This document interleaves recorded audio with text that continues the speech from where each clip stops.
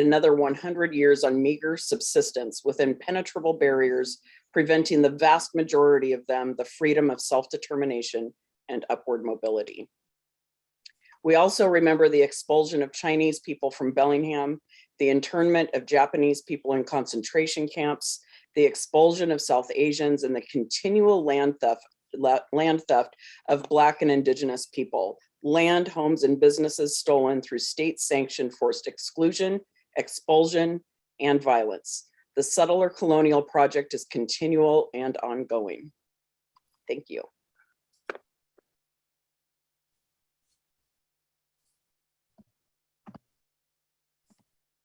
Thank you so much, San.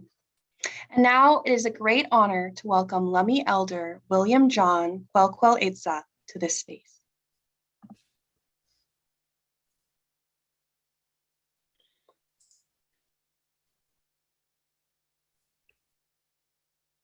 Kwelkwelitza.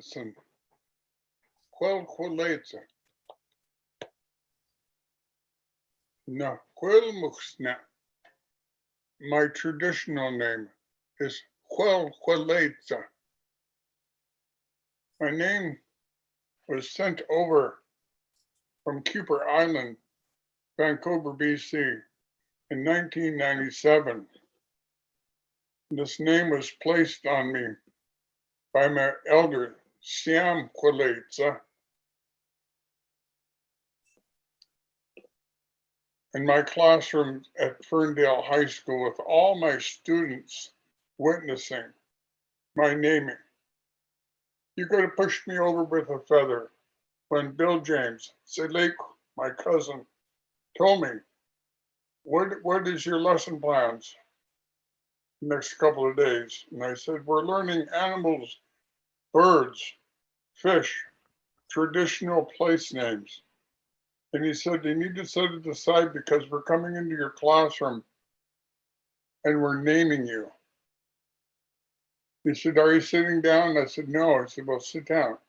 And you could have knocked me down.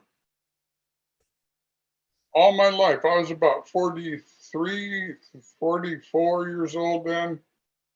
And some of our young ones get named at birth, or their traditional names passed to them, and along the stages in life.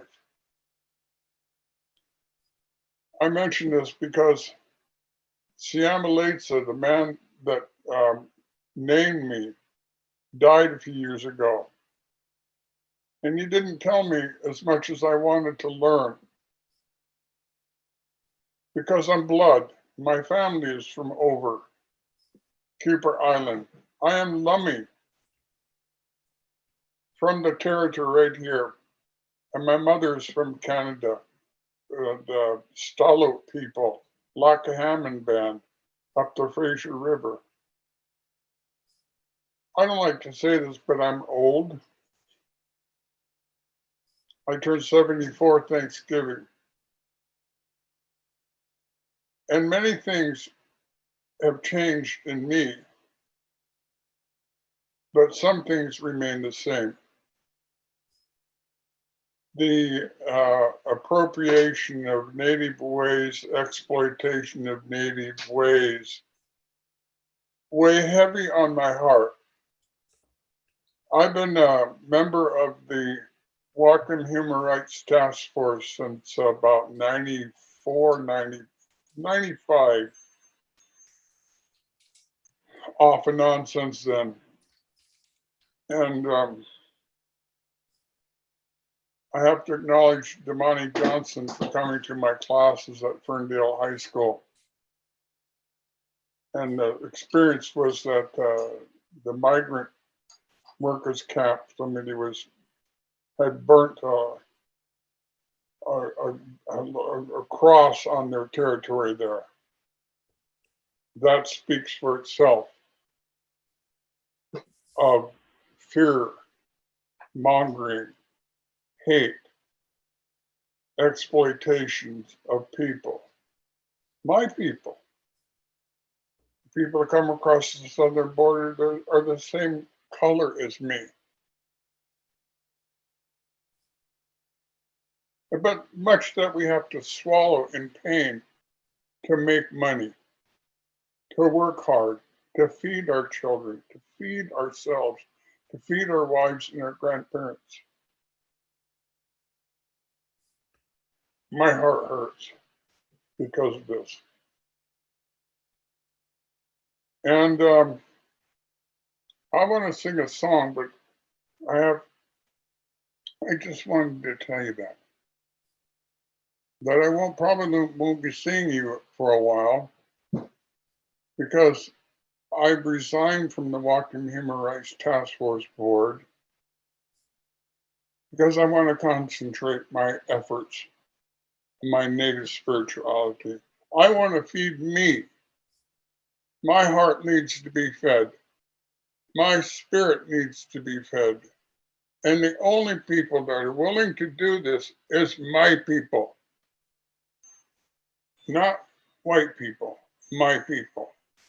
My Lummi people, my Simiyamu, Samish, Stillaguamish, all along the nations of the Cosedic people, the Nooksack, Simiyamu, Swinomish, and across the border.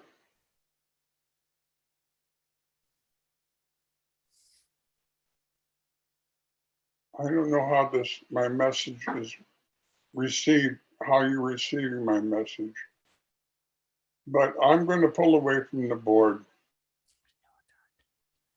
and I will do my work for how many years that I'll have to remain Quelquileta, my traditional name, the work that I need to do for me, for my people. I'm going to sing a song I heard long ago by some beautiful people, Leo and Ava Brown. It's the Soxhawtla people up in Darrington, where I went to high school. I went to middle school there. Rough neighborhood. These beautiful old people were older than me when I saw them when I was 11 years old. I'm going to sing a song, Leo and Brown, Ava Brown, Jimmy Price.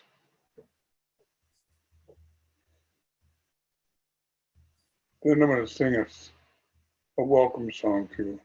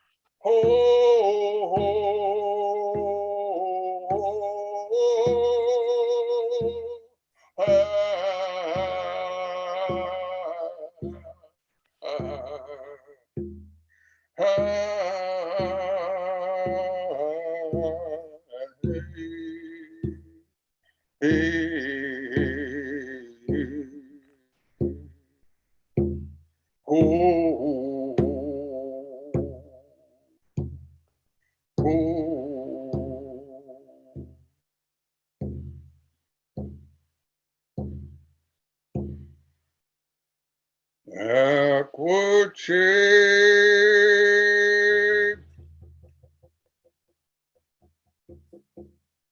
Aquache means you're welcome.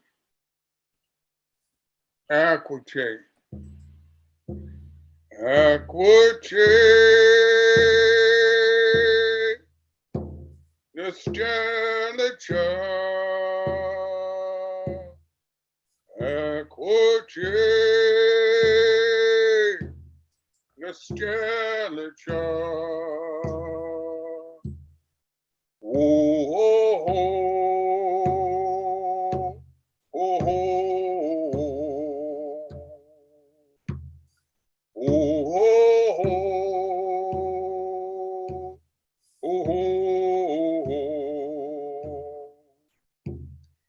Equity,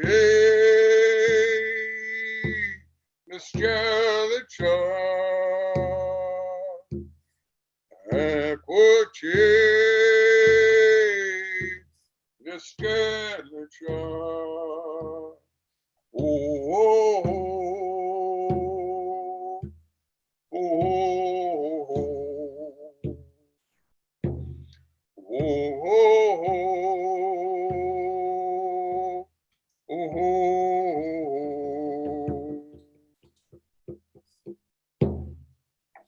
Our native people, Seminole people, for example, were there for the Black people. Welcomed the Black people when they were doing their best to break the bonds of slavery. Their hearts and their spirits and their physicalness showed up, and our native people welcomed them, opened their lodges, fed them, clothed them, loved them, made babies with them. How does this set on your heart?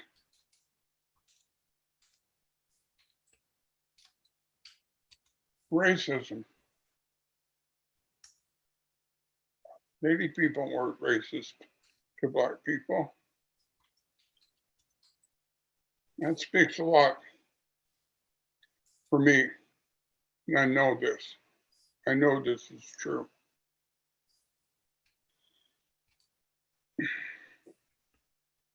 That's about all I want to say for now. That's all I can say in this conference, and the words and the work that is going to be shared with you.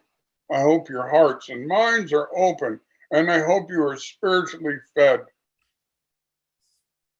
Aishka siyam and the galaxy siyam. Aishka atsahuan na kwakwal eats and the tailum. Aishka siyam si atom kuche. Thank you for listening to my words, my songs tonight. Aishka.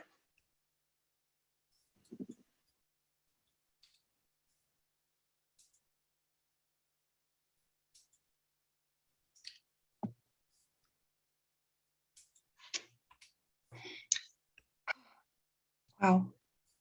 Haishka, Kwel Itza.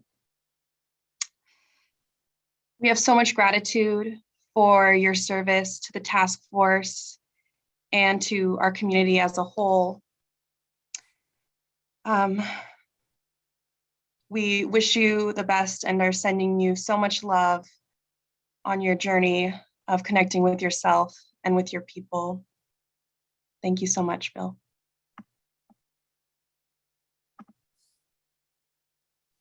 Next, please welcome Nooksack tribal member Josh Olson with an opening song.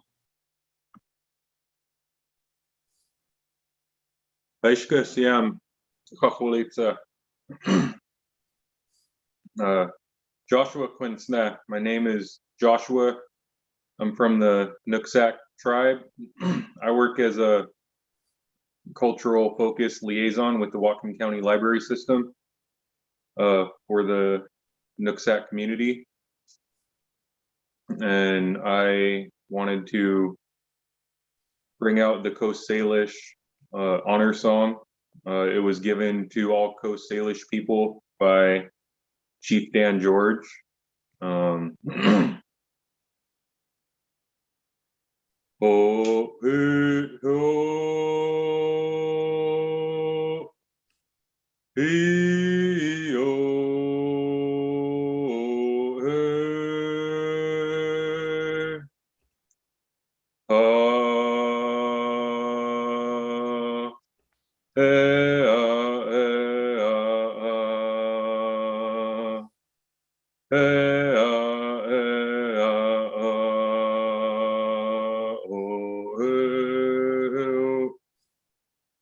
Oh, hey, oh. Hey, oh.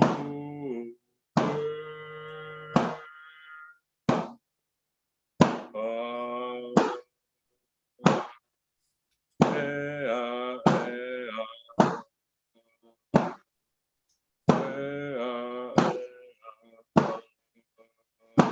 Oh, hey, oh. Oh, hey, oh. Hey, oh.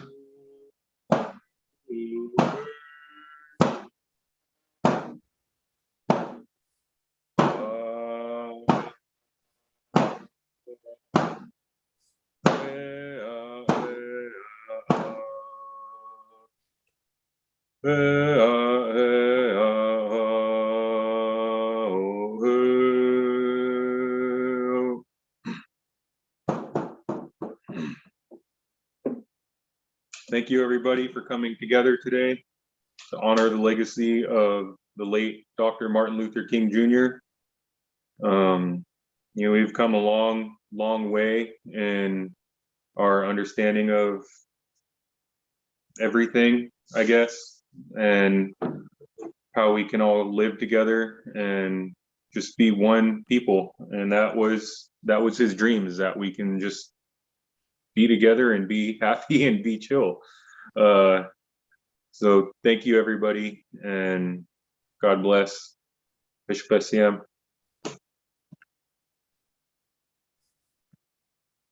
Thank you so much, Joshua. Up next, we have the talented Ibiduni Ojikutu performing Lift Every Voice and Sing, written by the NAACP leader James Weldon Johnson and his brother J. Rosamond Johnson in the year 1900.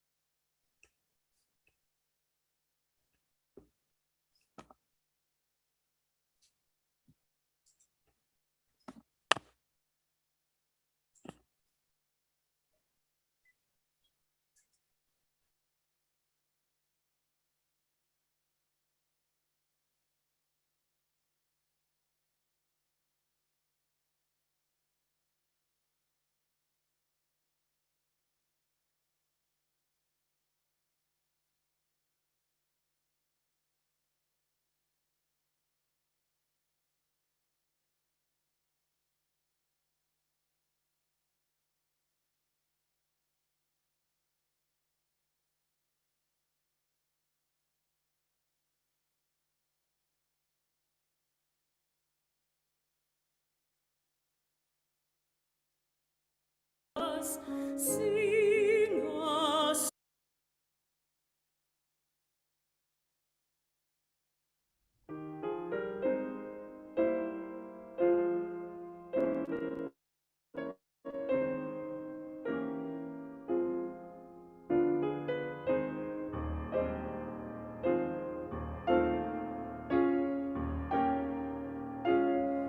Lift every voice and sing till earth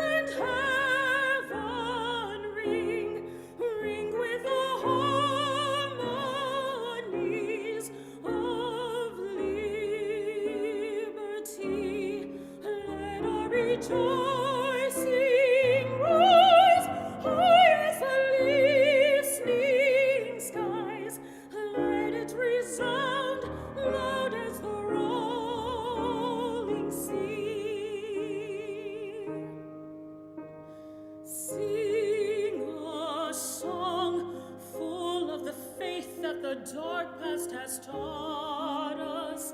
Sing a song full of the hope that the present has brought us.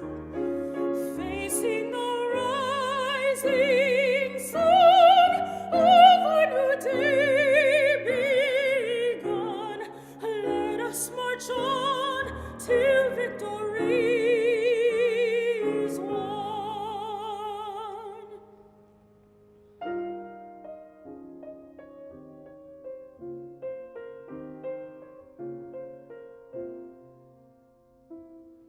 Stony the road we trod, bitter the chastening rod, felt in the days when hope unborn had died. Yet, with a steady beat, have not our weary feet come to the place for which our fathers sighed.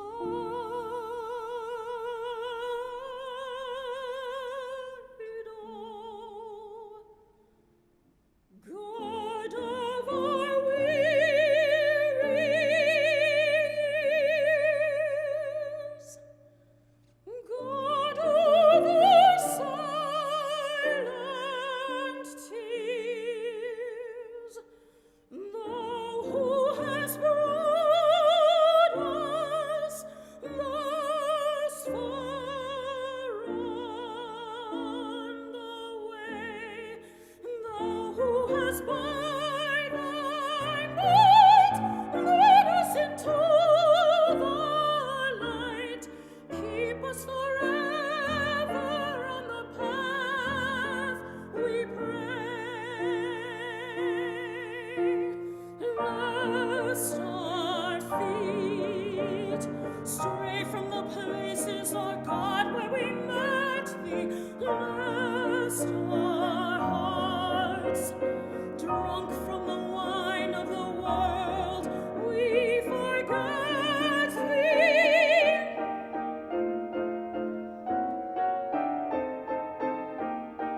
Shadowed beneath Thy hand, may we forever stand, true to our God, true to our God, true to our God,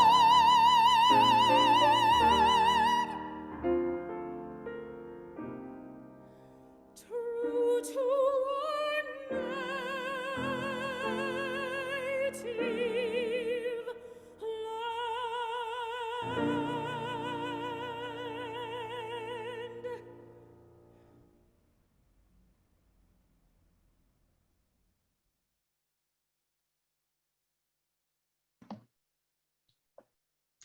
Thank you, EB, for sharing such a beautiful gift with our community.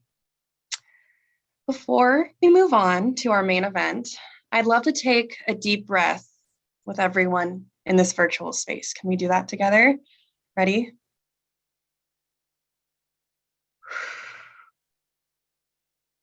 And thank you all again for being here tonight. Take a moment to drink some water, stretch, move, and get comfortable. Because next up, we have the fabulous Terrence or TJ Morris to open our keynote conversation.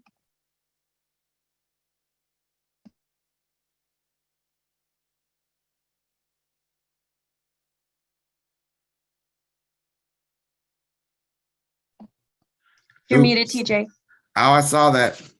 Technical difficulties. I'd like to thank my my brother, my friend, my mentor, Bill, for sharing with us. My friend Josh for also sharing with us. I want to take just another breath. For me, this is kind of hard today. My grandmother was one of the ones who marched with Dr. King, and she passed away November 17th. 2020. So this is my first time celebrating Dr. King without her. And usually before I get ready for a speech or anything, I call her just for encouragement, and not having that, it's really getting to me now. So as a community, just want us to take a breath together and really think about, get us in the presence of Dr. King and the ones who fought in the civil rights movement. So let's just count to 5 and then we'll proceed. Thank you, ancestor. The day was April 16th, 1963, 708 months ago, 3,078 weeks ago, 21,550 days, almost 59 years ago. Dr. King sat in a jail cell like this and wrote the letter from Birmingham jail. As some of us may know, it was the Negro letter of Brotherhood. This was an open letter that stated that we have the moral responsibility to break unjust laws, to take direct action rather than awaiting potential laws of government. We must never forget justice, never wait for forever to come.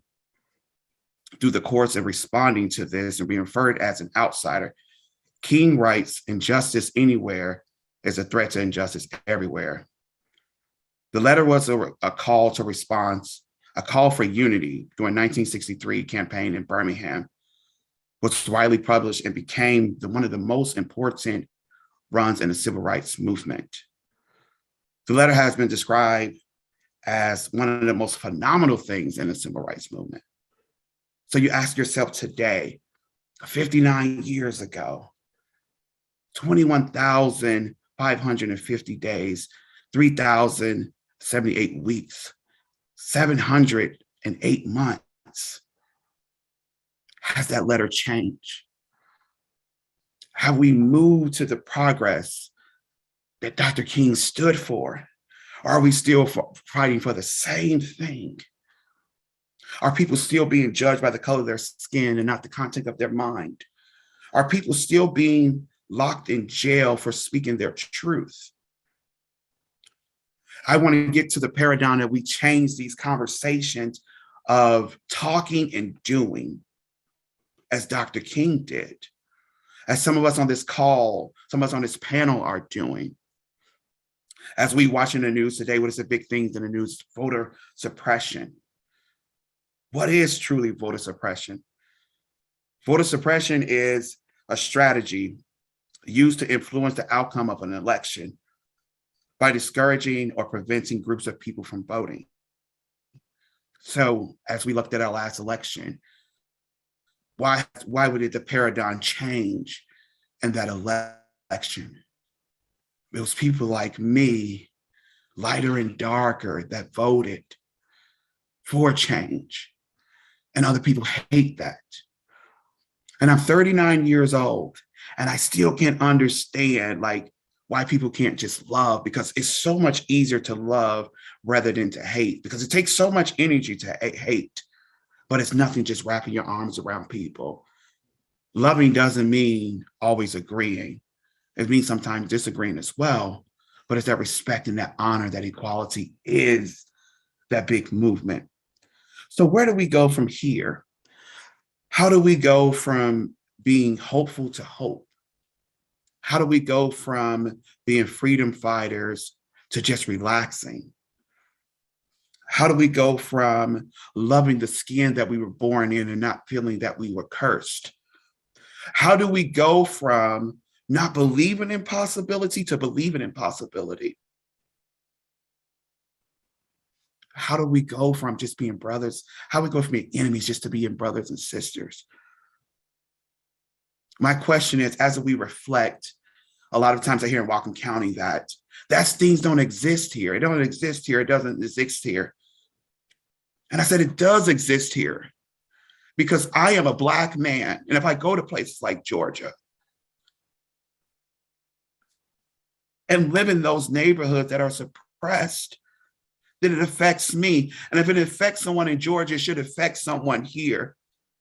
Because injustice anywhere is injustice everywhere. And if we don't get that concept, And look how Dr. King did. And following those footsteps, these Jim Crow laws are going to keep going on and on and on. So we have to, let's reflect and ask ourselves, where do we stand? Do we stand on the side of equality and equity and justice? Or do we just stay silent? The biggest passage in that letter that meant so much to me is like, I'm always told, that Dr. King said, I'm always told to wait. And that wait seems like never is going to happen. And as I look at people like freedom rights movements, like Jesse Jackson, to my own grandmother, and I'm like, they fought for it, they marched. My grandfather was even hung for doing the work. And 39 years later, their grandson still has that message. So today, I would like to just open up the conversation tonight. How do we go from impacting hope and liberation in our community? As my late grandmother always raised me, charity starts at home and then it spreads. So how are we going to change that paradigm here? How are we going to look at our elections ran here? Who has the power in our elections ran here? Who doesn't have that power? And how are we going to go forth in it? I have a group of people that are going to share themselves, share how it feels to live in this community, and their hope. I would like to welcome Dee Dee. Dee Dee considers herself as a follower of Jesus. She's a dedicated mother, grandmother, and a great-grandmother who's committed to building community and bringing a difference. Dee Dee loves diving into conversations of love. Dee Dee, turn your camera on. Next, we have Ash. Ash describes herself as a fat, disabled, Black, queer, ungendered, middle finger to the cis heteronormative society. Ash has been knocked down 9 times, but the most important part is she got up 10 of those times. Then the next is one of my closest friends, Sue. It's a biracial Chinese American mother, sister, daughter, wife, performer, director, community organizers, art educator, lover of wildlife, no comment, founder of Racial Equity Commission. Then there's Kumbi, who's passionate about creating inclusive and engaging programs that creates a sense of belonging, that is sincere, authentic, and communities, and appreciation for all unique personal experience. Then we have Jason McGill. It's a career social service profession who brings deep knowledge of working with young people experiencing homelessness. He's a community activist that's rooted in justice, equity, diversity, and inclusion. And last but not least, we have Eve, who believes in building community power as a sustainable movement through racial self-love, community accountability, transformative justice, mutual aid, art, accessibility, dialogue, and education. Let's give these people a round of applause. Yay! Okay, let's get into the gist of it. Y'all ready? Let's do it. Let's do it. Okay, in 30 seconds or less, please tell me about, and all the people out in the Zoom world, your relationship to this community of Whatcom County. Let's start with, I'm gonna say anybody, Mo. Sue. Okay. My relationship to Bellingham, Whatcom County, I grew up here. I was born in Ferndale. My mom still has the house that I was born in. We're a Chinese American family. I am an artist, an arts educator. I am an activist and community organizer. I am working with the Chuckanut Health Foundation to found a Whatcom Racial Equity Commission here so we can start looking at doing the work of systems change to start addressing racial inequity as we see it kind of cropping up in so many different aspects of our lives and across all the data. And I feel like that answers your question, Terrence, and I don't know if that's time. You good. Okay, It's cool. DP time. Ash. Yeah, I actually grew up in the county, so I'm actually from Linden originally. I know it's okay, I got out, so you don't have to feel bad for me. But I now have been in Bellingham for most of my adult life, and definitely have seen a lot of patterns that I'm while it took a bit of time to really sort of dig in and find folks who were doing the work, it is really rewarding now for me to sort of transition into having figured my own stuff out to be able to now give back and talk about these things with a sense of sort of, I have something to say. And so I'm just grateful to sort of be here and still work on the community that I grew up in. Let's go, Kumbi. Hello, everyone. I am a transplant here. So I was born in Nigeria and grew up in St. Louis, Missouri, and moved to Bellingham to go to college. And I spent, my college years here. And then after moved away for a couple of years and came back and worked within different systems of higher ed. I worked at Western and at Whatcom Community College, and now I'm in the community I serve on the board of the Whatcom Human Rights Task Force. I am also involved in other organizations across Bellingham. So I think that's time really fast, really quickly. Dee. My name is Dee Dee, and I was born and raised in Chicago. I moved to Blaine in 1992, so I've been here for a while. I've been involved in many community organizations. I've vacated those organizations because I felt called to do work in racial reconciliation in the church. And I must say I've been deeply disappointed in that. I'm still trying to find my family there, but these guys here are welcoming and they are my family. Thank you, Dee Dee. Jason.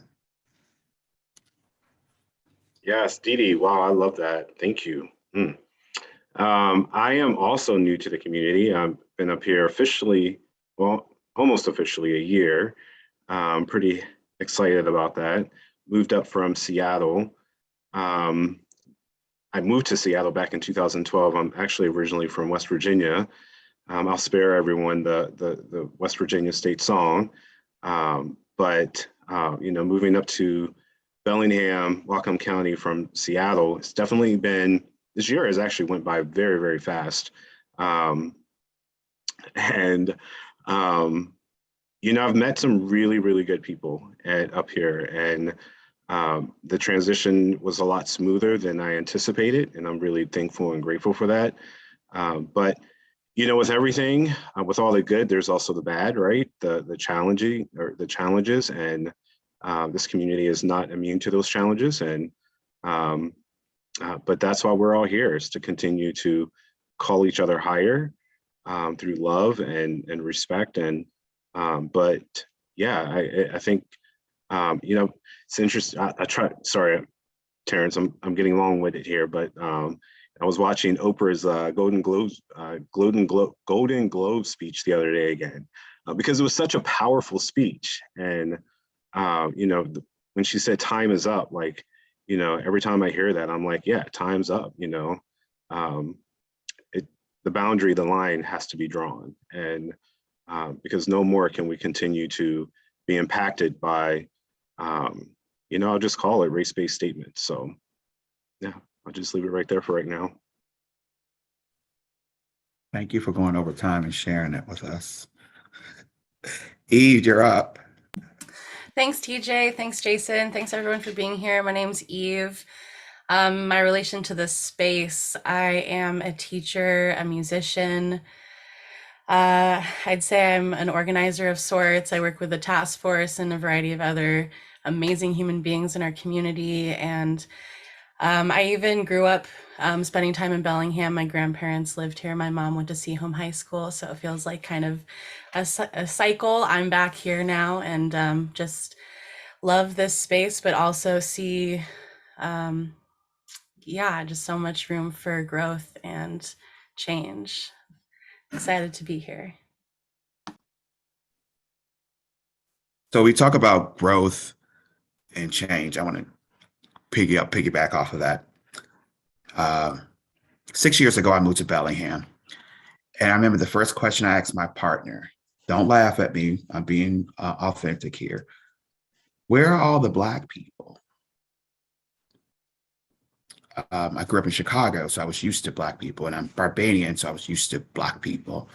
And I moved here, and I've always saw racism my whole life, but it was in your face here. And for anybody to say who doesn't, let's go for a walk with me one day, or I'll show you my Facebook Messenger, and you'll see what racism exists here, and not just the county.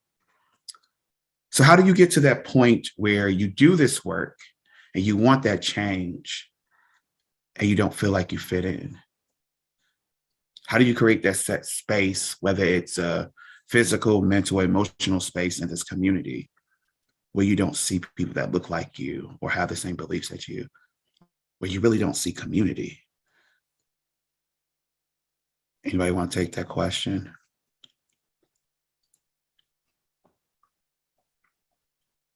How do you create community here? Yeah, that's a really good question. And I've been figuring that out, right? You know, being probably one of the newer members of this community. But it's, you know, some folks introduced me to some of the first people I've met up here were Sue and Christina Michelle. And from that moment, I knew that I did have a community that I can rely on and kind of reach out to solicit some support, because yeah, what's the official data points is 1.9 for Black folks up here. Out of what, 270,000 residents in the county, we make up 1.9%, 1.2%. It's not a lot of Black folks up here. So it can definitely be an interesting journey. I'll stop there. I'm actually interested in Ash, like just growing up here and growing up in Linden. Yeah, I was actually going to hop in with that. I think that growing up in Linden, I don't have an expectation that in any given space there will be community for me. And maybe that has to do with a variety of my other intersections, right? Like I also identify as trans and also have fairly radical politics. And so there's a number of reasons why that might come up. However, I do think that especially this area has a really difficult time grappling with the issues that they have, because a lot of times people are under the assumption that they don't have them, right? In one of the classes that I'm taking, like a race and politics class, and we read a zine about the history of like racial politics in Bellingham.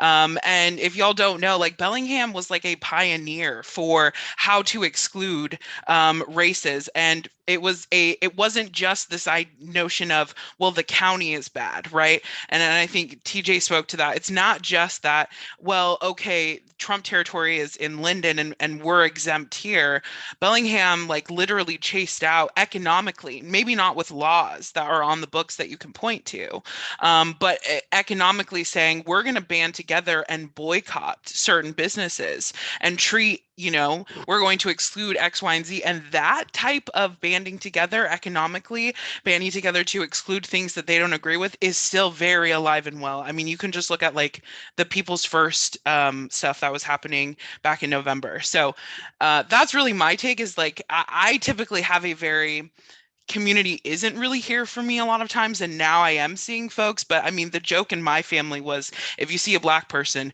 they're just visiting. So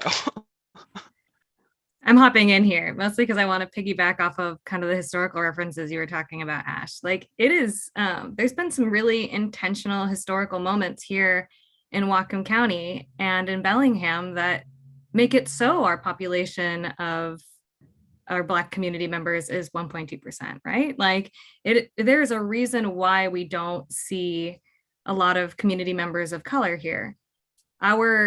In 1885, there was an intentional boycotting and then threats of violence to the Asian business owners on Bay Street, requiring them to leave or their businesses would be burned and they would be killed. Not only that, during the anti-Hindu riots, which is a misnomer because it was a Sikh population, it was a South Asian population, in 1907, Bellingham violently expelled our South Asian community, farm workers. And I'm just going to point that out. That's another population of farm workers that were violently expelled and oppressed in our community.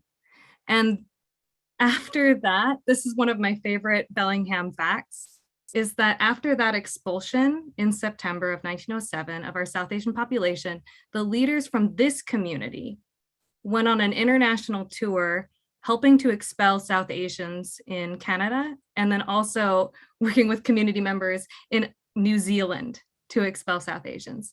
So it is, it's not an accident. And like, as a Chinese American growing up here with my mom, my sister and I were the only Chinese kids at my high school.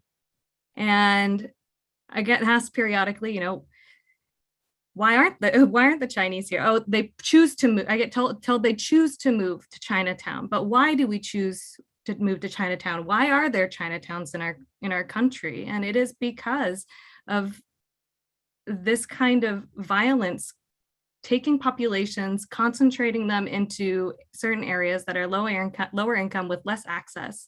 And then as more people immigrate to this country, and under various conditions, right? Like, not every person who immigrates here has the opportunity to immigrate here on a work visa or an education visa. Some of us are immigrating here to escape the circumstances of the nation that we're leaving, or as climate refugees. And those people immigrating here under those conditions are in a completely different state than those able to enter this country with a different type of visa, than people who aren't refugees. And so they have less opportunity and then find themselves in these communities where they can finally feel a sense of belonging, where they can find the food that they love to eat, where they can find just really basic ingredients and culture and people who speak their own language and don't look at them like they're foreign. And so when I look at Whatcom County, I think to myself, why aren't there more Chinese people here? Why are they down in Seattle? And honestly, it's not an accident. Like, this is the direct outcome of historical practices. Thank you, Sue. Thank you, Ash and Jason, for sharing. When Dr. King wrote the letter to Birmingham, he was writing to his peers.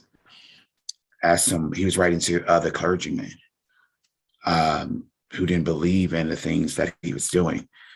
As a fellow ex-clergyman who did everything right, graduated from theology, went to seminary school and all of those things, I followed in the direction of Dr. King.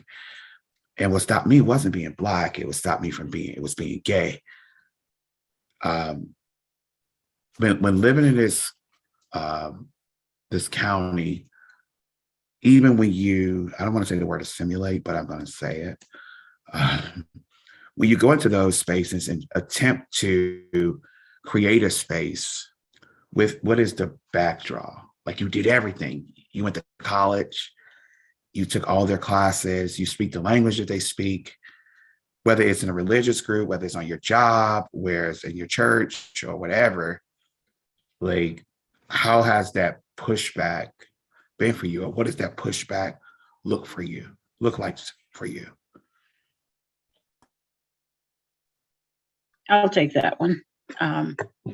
For me, being the daughter of a Baptist minister and growing up in Chicago in church with a certain style that I've become accustomed to and loved, I knew when I moved to Whatcom County that things would be different.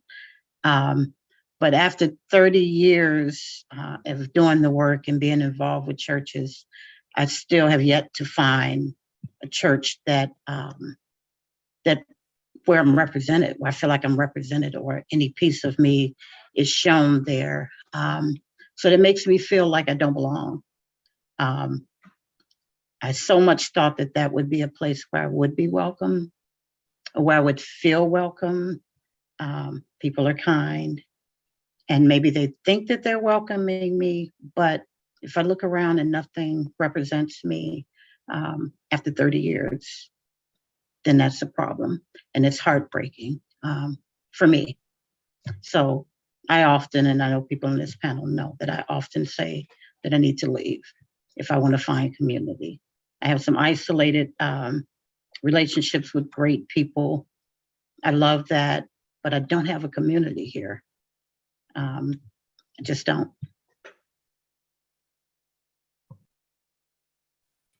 Okay, I'm going to push on that a little. You ready for this? Have you ever went to those officials of the church and told them how you felt? And if you did, if you feel comfortable with sharing, I think that's an important factor, like the steps you did, like to attempt to fit in. Like when you turned down. I've had several conversations over the years with different officials in the church, in different churches. But yeah, wait is something that I was told a lot. And I thought as Jesus followers that the one thing that we wanted to do was to look like him and to do the things that he did. And he always welcomed the stranger. He always welcomed the foreigner. He always welcomed the outcast and made them feel like they belonged. So to me, even though it may be a struggle, I just can't wrap my brain or my heart around the fact that I would have to wait to belong, to feel like I belong. Yeah, I thought we were to do the work of Jesus, and so it's very disheartening. But on the other hand, I'm hopeful because of promises that Jesus made, and I know that they will come to fruition. So that's where my hope lies. I won't stop fighting. I won't stop pushing, but my heart is broken.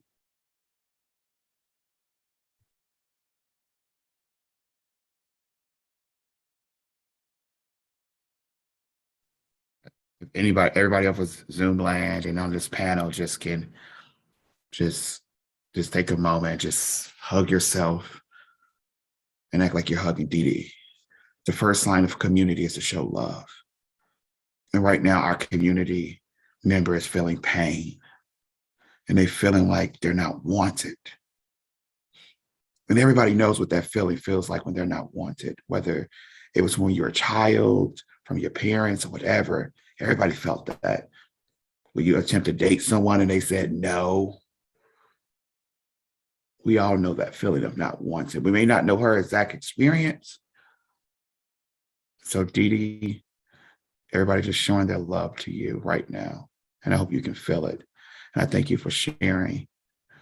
And Kumbi, I cut you off, but you're welcome to share if you want. No, you didn't cut me off. I just, wanted to jump in with, with your question of what it's like. And I'm somebody that definitely has been something that I've been struggling with for a while now, and even more so these last couple of months. So just that feeling of, doing everything right, like checking all the boxes. It's like, there's this, I think it was Trevor Noah that was saying it in one of his, not Trevor Noah, it was, I can't remember the name of during the protests a few summers ago, that was saying it about how, we have a social contract, and I immigrated here as a child, not of, my parents came here, and I went to middle school, elementary school, high school, graduated, when I was 16 years old, got all the awards, got like recognition from my congressman, went to college, got all the scholarships, did everything, dotted all my I's, got my associate's degree, my bachelor's degree, my master's degree, my doctorate degree, went into education, taught, gave back to my community, and I did everything. My fight, has always been for access, opening access and opportunity for everyone, for anyone. Education is such a powerful tool of opening doors for people, and one that I truly believe in. And even with all that, this is the only home that I know. When I think about my life back in Nigeria, I don't remember most of it because I was so young when I moved here. And even then, I'm still not a citizen. I'm still not, I'm not welcome. I'm not able to, and that has been a big source of pain for me. I'm not able to even work, and live, or even use the skills and the tools and the knowledge that I've gained, and in a way that, allows me to live my life, to the fullest. And I don't know if I'm saying that in the most coherent way. But yeah, that was just really hard. And it's that question of just working hard and putting everything into your work, and not because you're doing it for some kind of gain, but this is truly a passion and a value of mine. And creating these systems that allow students and allow everyone to have access to education, to learn and to grow and to develop.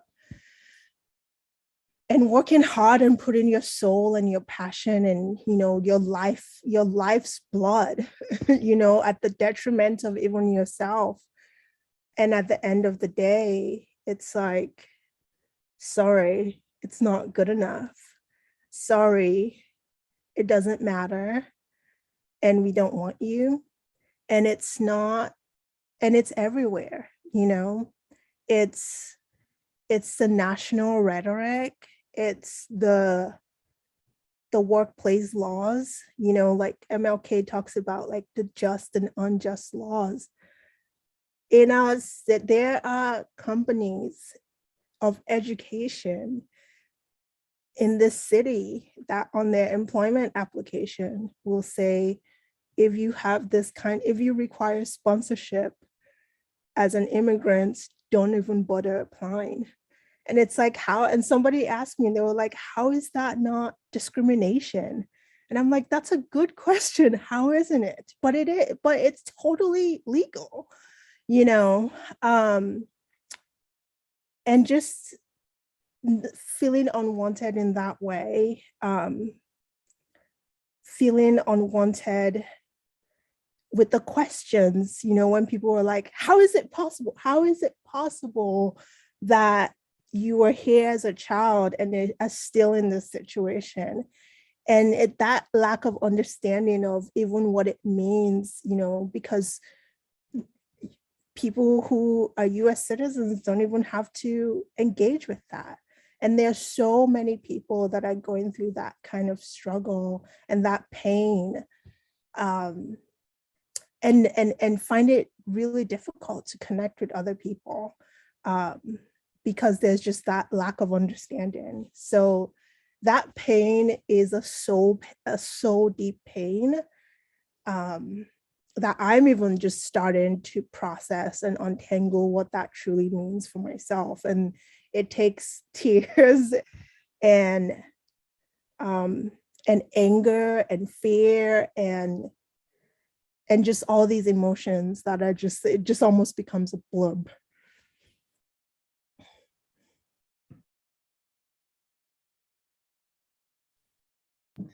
I hear you. I see you. I listen to you. I honor you. And you do belong. And I know it doesn't seem like that based on society, but me, I'm looking at you right now. You do belong. So our brother Bill shared about his belonging when he first started off.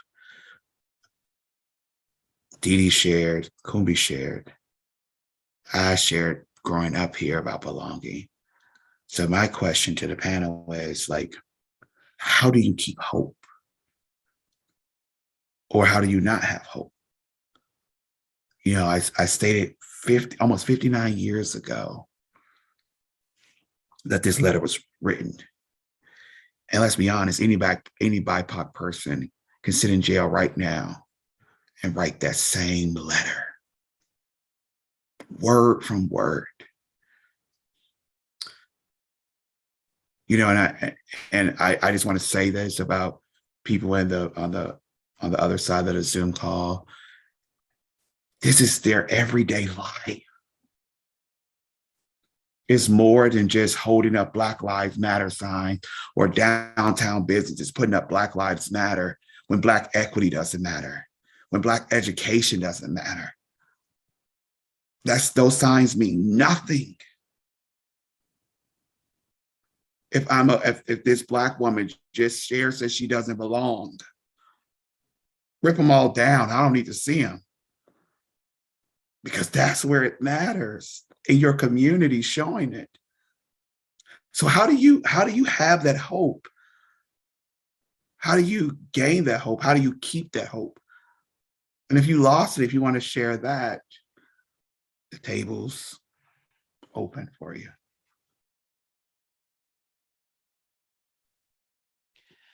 So I guess I'll just start real quick. I think because I've been thinking about hope and really my sort of feelings on it, because I do feel very strongly that having hope and like choosing hope, right? Like a lot of times I find myself thinking about things logically, going down anxiety, whatever. But I think when you get to the end of that and you realize, okay, there's maybe no concrete reason that I should feel hope for the future. I can look around and see, you know, it feels like we're still in a very similar situation. Segregation has not gotten a lot better in schools since we've seen Brown versus Board of Education, and yet it's supposed to have improved. And so we're seeing these things not improve. And yet I still believe that hope almost is an irrational choice that we make, like a decision to move forward in the notion of hope, because we have to move in that in order for us to like be there for each other. With that being said, I also have been thinking recently about the things that I think we need to give up hope in. I'm tired of us seeing us hope in systems that were never designed for us, right? I know that we are spending a lot of time talking about belonging, but belonging in what?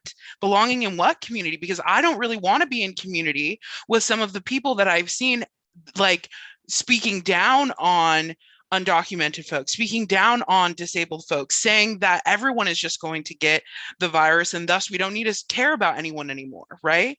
So I think that when we're talking about who are we going to hope in and where are we going to place our hope in, I want us to place our hope in the community, in each other, not these laws, not these politicians, not getting them to let us vote in their system. It's all rigged from the start, in my opinion. So I think that ultimately what we want to do is come together, provide for each other through mutual aid, pool our resources. Like, we have been doing this, black folks, BIPOC folks have been doing this forever. We share everything with each other.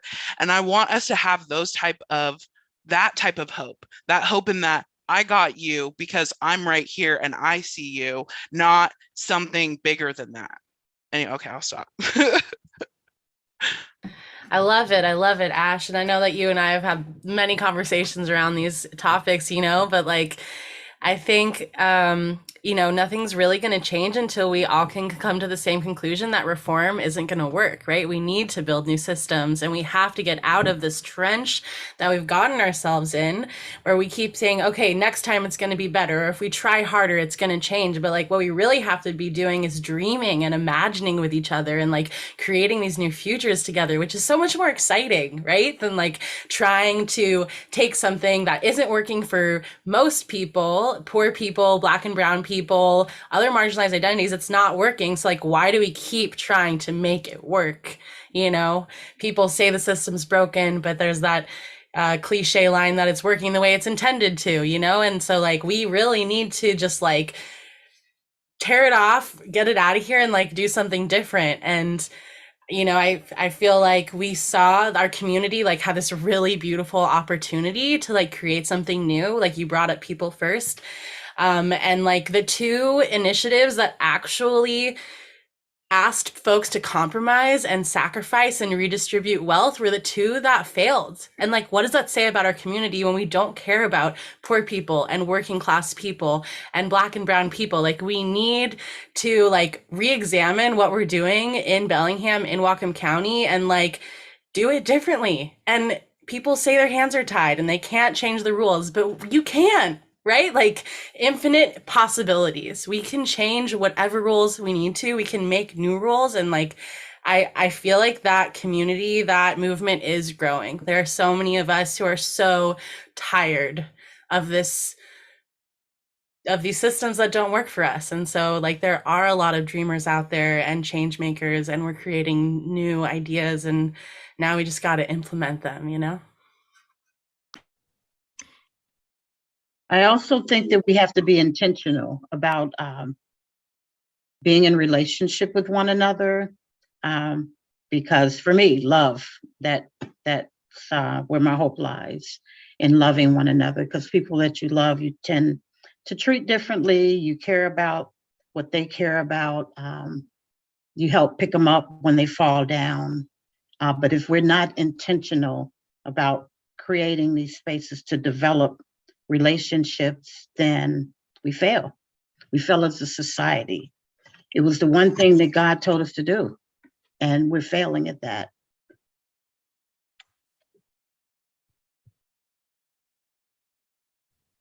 Okay, I have two thoughts, and then I think Jason has to go next because I felt like we just played Unmute Chicken, Jason.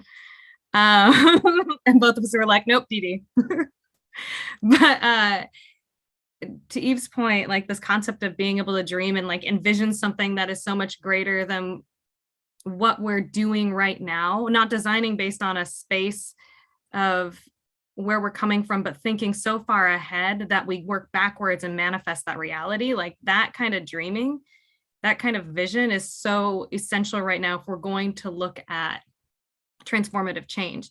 And at the same time, if we're constantly worried about survival, if communities are constantly worried about survival, we do not have the capacity sometimes to dream if we were thinking about living paycheck to paycheck. If we're thinking about whether or not we're going to have a place to call home at the end of our lease or at the end of the month because we've gone to month, like right now, I worry about everyone who's been hit by so many catastrophes in our community, from this global pandemic, from the heat dome, the floods, the snow, in addition to people experiencing a giant economic recession, to experiencing poverty, some people experiencing poverty for the first time in their lives because they've just lost everything to this pandemic.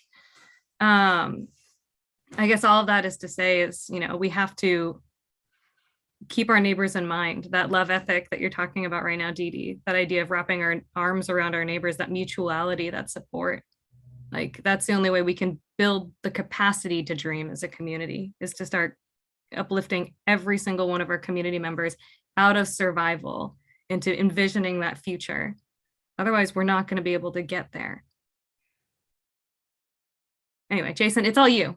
It's you, boo.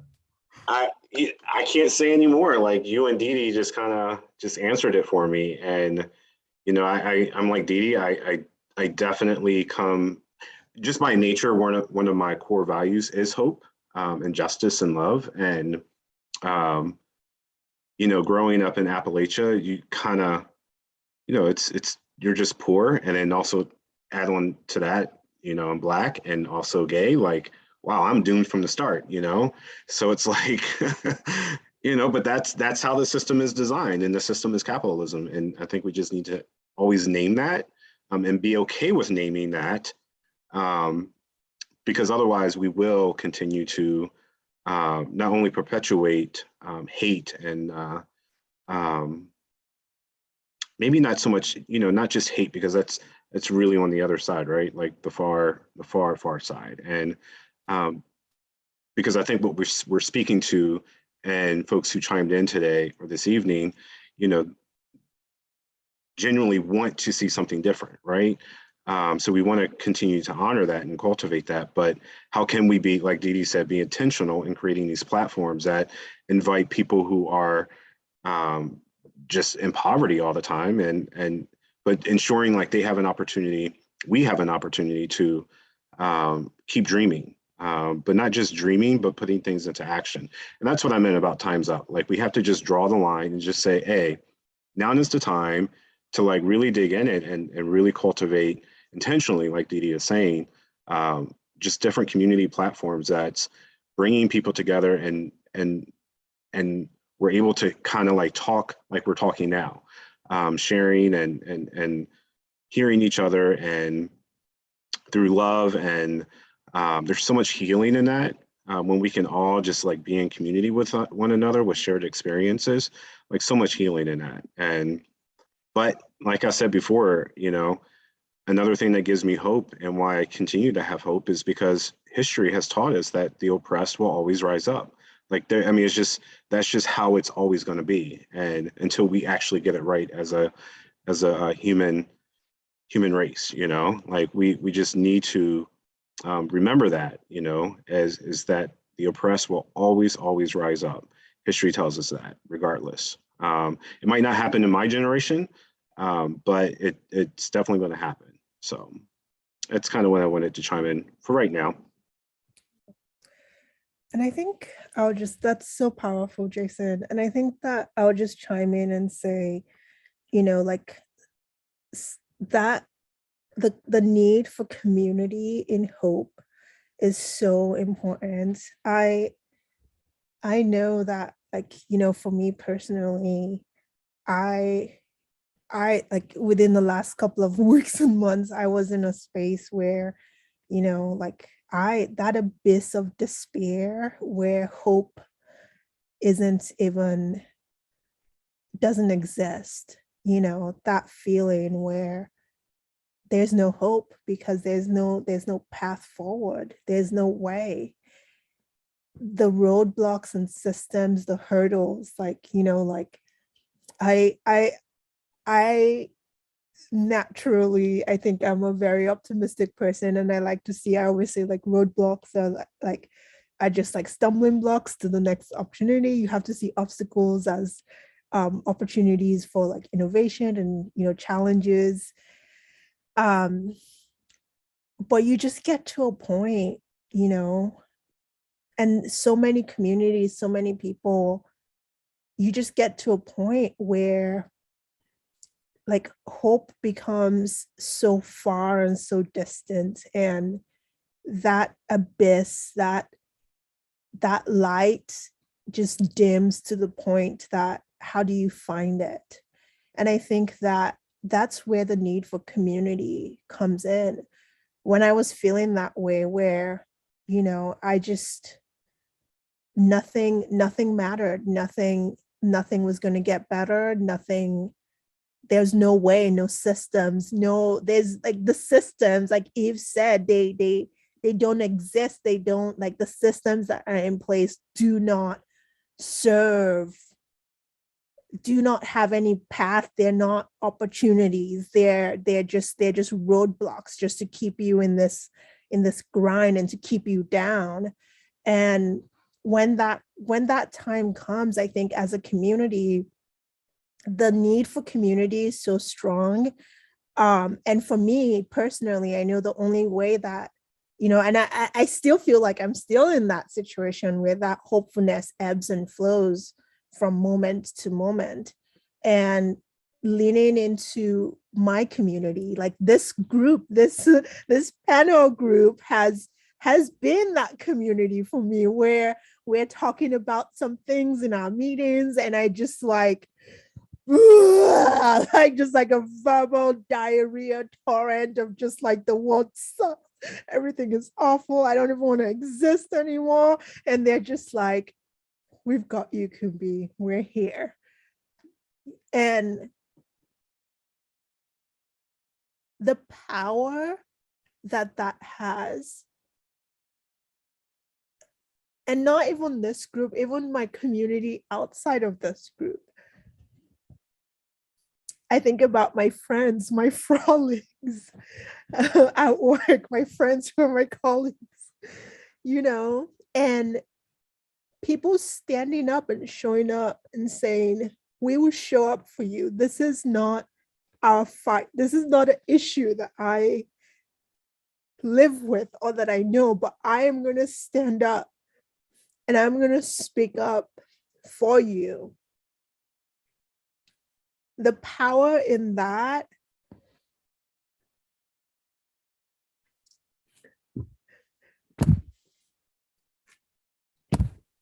it can move mountains and it can change lives. And I wonder, you know, if we harness that to its fullest potential and to its fullest capability, how much, and just like forget the laws and just radically fight and go in for each other, ride hard for each other, how much we can change if we do that.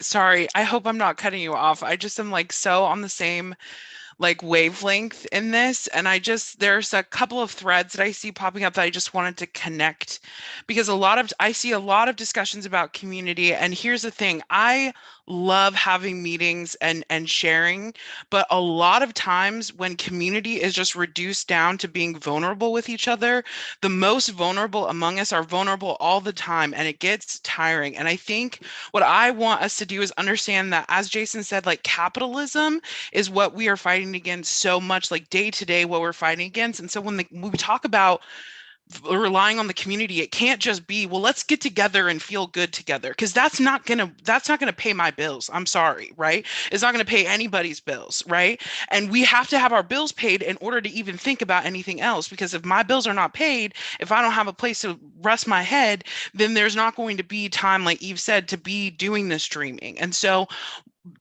you know, taking that community aspect to the full extent for me really means putting your time and money where your mouth is. I do not want to see you not contributing to mutual aid, not giving money directly to people instead of funneling it through organizations that we know do not have the best interests of the community at heart. They have time and time again said, we do not really care that much about XYZ population. And instead, let's say, Why do we need to filter anything through anything? We got Cash App, we got Venmo, we can just go ahead and send that thing through, right? And I think not only providing that, but also providing the emotional support that we so desperately need, because it's a lot. I mean,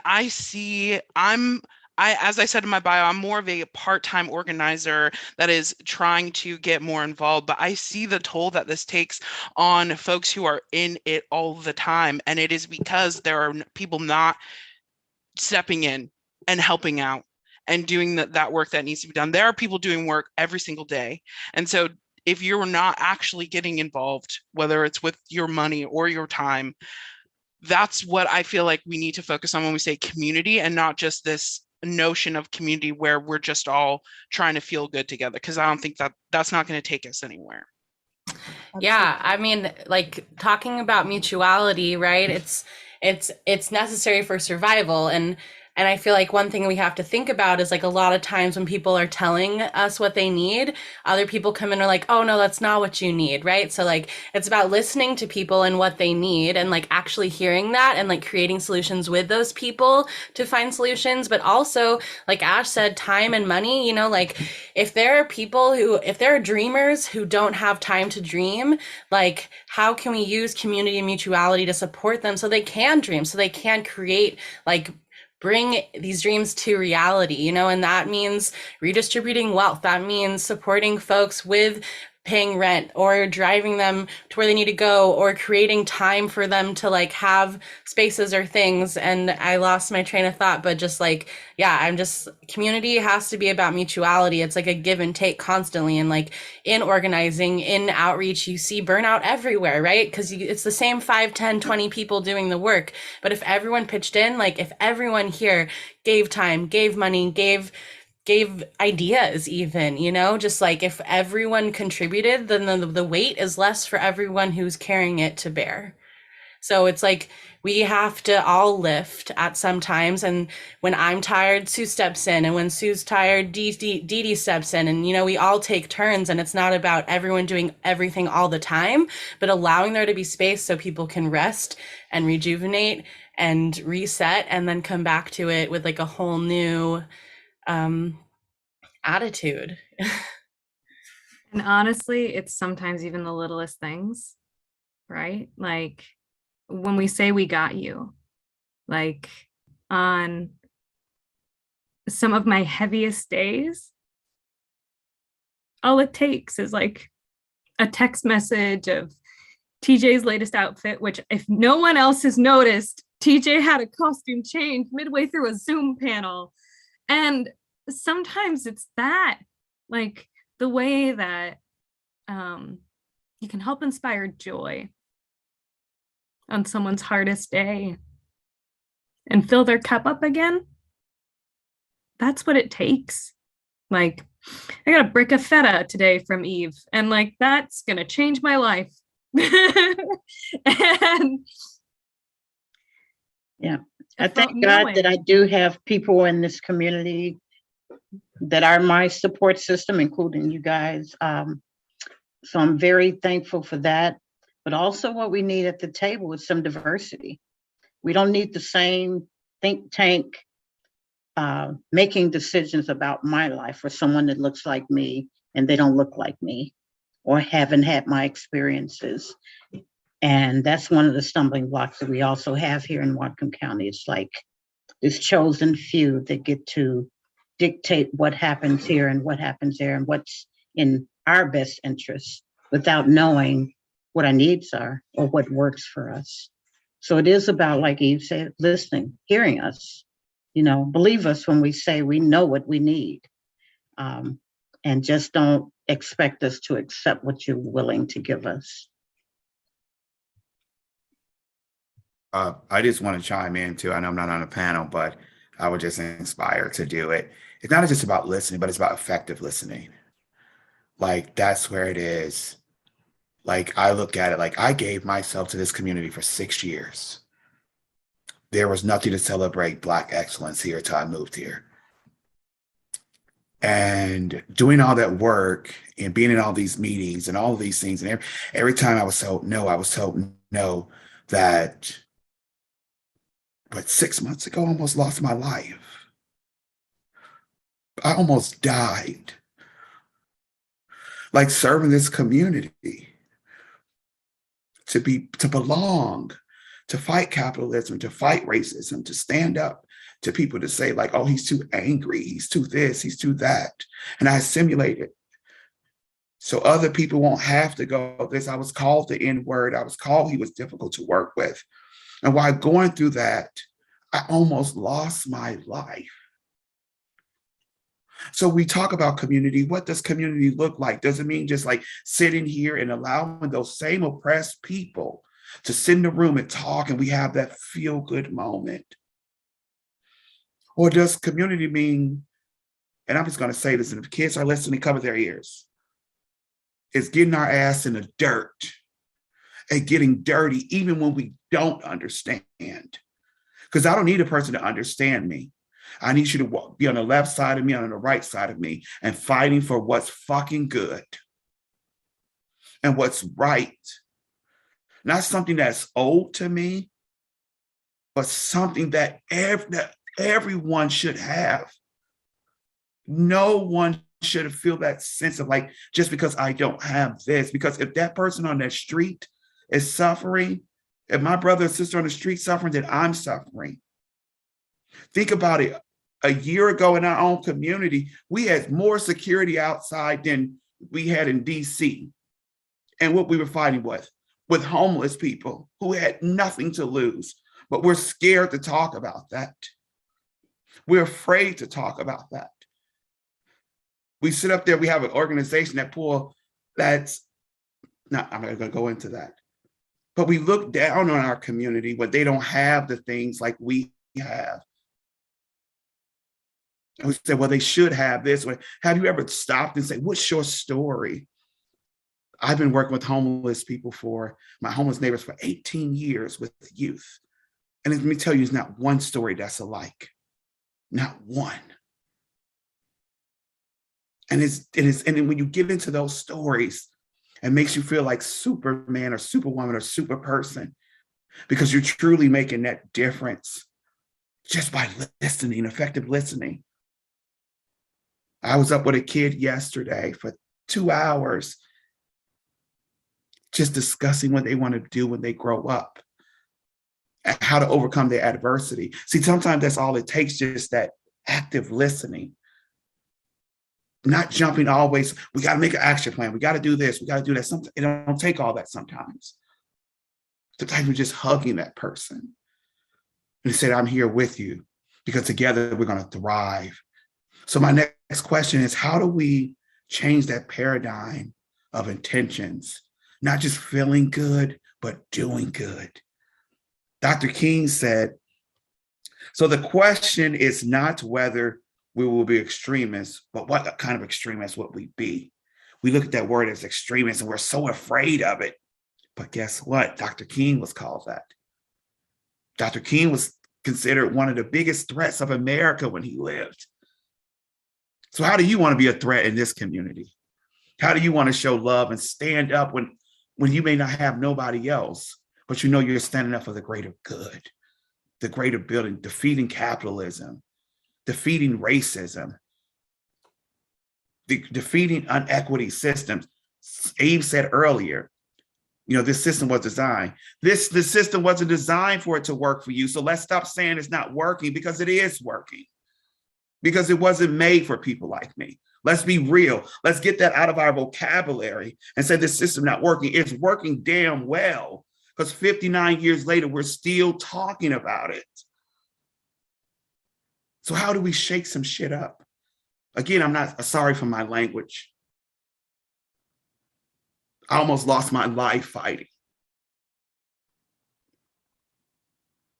I almost said goodbye to people on this call, people in that Zoom land, and my parents, because I was fighting capitalism. And I'm tired. I'm fucking tired that I have a 4-year-old kid that go to school and being called poop because he has brown skin. So what kind of extremists are we going to be? How are we going to speak up for my 4-year-old kid who can't say, like, this is bad? People don't want to play with me because I'm Black. How do we switch that paradigm, even with the vision that we see that sometimes is not possible? I'm going to shut up now.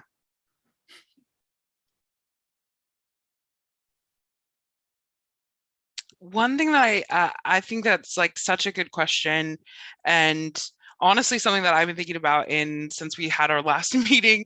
We've had several meetings that were so good and just so thought-provoking. And I think for me, I think it's plugging into I guess what I would say, as someone who spent a lot of time reading a lot of theory that is, I don't know, we can get into the debate about how good it is or how important it is. But the thing about theory is that there are radicals out there who have been having radical ideas, who have been pushing the like boundaries of what we consider to be acceptable within the political system for decades.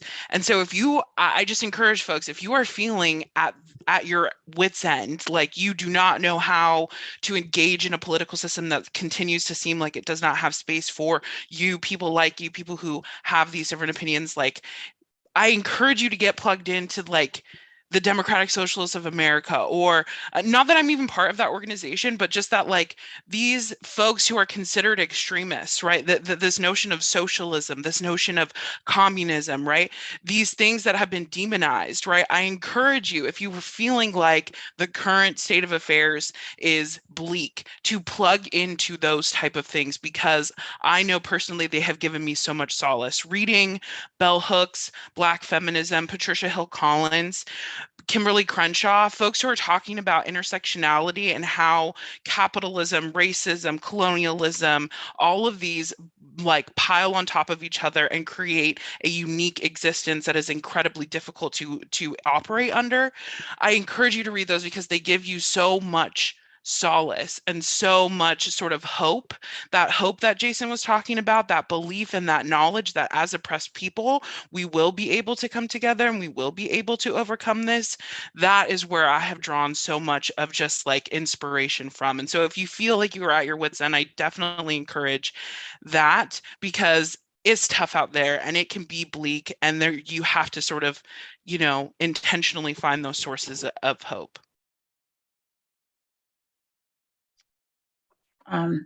For me, myself, I gave up a life of a social activist where I felt comfortable. I felt like I belonged. I felt like people cared. They showed me they cared. They fought for the underdog. They put their lives on the line for a calling to work in an organization that said that they love everyone. And I understand that we're all human. We all are flawed. We all will make mistakes. But I found more love and more welcoming and more fight to do the right thing in the streets than I did in the church. My solution for it is, I'm a believer, faith keeps me going, is that we have to come together. We have to have a coming together moment to share those ideas, because they're all what Jesus told us to do. The fighting in the street, the fighting for the underdog, injustices. We're not supposed to love that. We're supposed to hate that. We're supposed to do something about it. So the people and the activists have the right idea and they're doing the work. We need the church to come alongside and be that support system, bring what they have to offer, and stop being silent and complicit to the sufferings in this world. We're Jesus followers. We're not supposed to do that. I think, Dee Dee, I really love what you said. And I think to add to that is going beyond self-interest. I've seen so many times how your own like a person's own self-interest and fear of what would this mean for me and for mine. So I'm gonna like take care of me and mine and stay silent to the suffering of others, how that can keep a system that causes pain and causes harm alive for much longer than it should. So I think really questioning how we can get beyond that self-interest. And I know that I've fallen prey to that so many times in my life, where I'm like, I see this injustice and I see this wrong thing happening at work, and I want to speak out about it, and I know it's wrong, and I know I have a voice. But if I speak out, what would that mean for me? Like, how would that impact like my existence in this system, in this capitalist system, where you do have to pay your rent, you do have to, live, you have to eat. So I think really thinking about like how do you move beyond that? How do you move beyond that self-interest, and really like what are you willing to lay down on the line? Because at the end of the day, like we all have to lay something down on the line if this is what it truly means, like to truly do this work. There is an element of sacrifice and an element of death in something that we love and we hold dear that has to occur, and that is painful. So I really do think figuring out how to move beyond that self-interest is really important. I think part of that kind of comes from the scarcity mentality, which comes from capitalism, right? If we're so afraid of not having the things we need, then we're going to hold on to what we have tighter. And that's part of what mutuality and what community can mitigate, right? If you know that you're going to be supported and that you have people you can lean on when you need to, then that scarcity mentality slowly, hopefully, disappears. But how can you let go of that if you're constantly in survival mode, So I was trying to remember what the question was, and I can't really, but one thing that I've just that's really just like helped me get through not just the last few weeks or months, but the last couple of years of this pandemic, and is the work of abolition. And like some people hear that word and think defund the police. And I mean, I don't think there's anything wrong with that. But, I think some folks get caught in like abolition means destruction or whatever, but it's all about love. It's all about dreaming. And it's about hope. And one of the, abolitionist scholars of our times, Miriam Kaba, always talks about how hope is a discipline. And that has just carried me through so much. And she talks about hope is not optimism. It is literally putting one foot in front of the other. So sometimes that is all we got, is like waking up, maybe getting out of bed, and then sometimes it's running around town and doing all these things or creating, it's whatever it needs to be. But as long as you are putting one foot in front of the other, or moving or waking up, like hope is existing. Hope can be what we make it. But yeah, hope is a discipline that's really carried me through a lot of dark moments.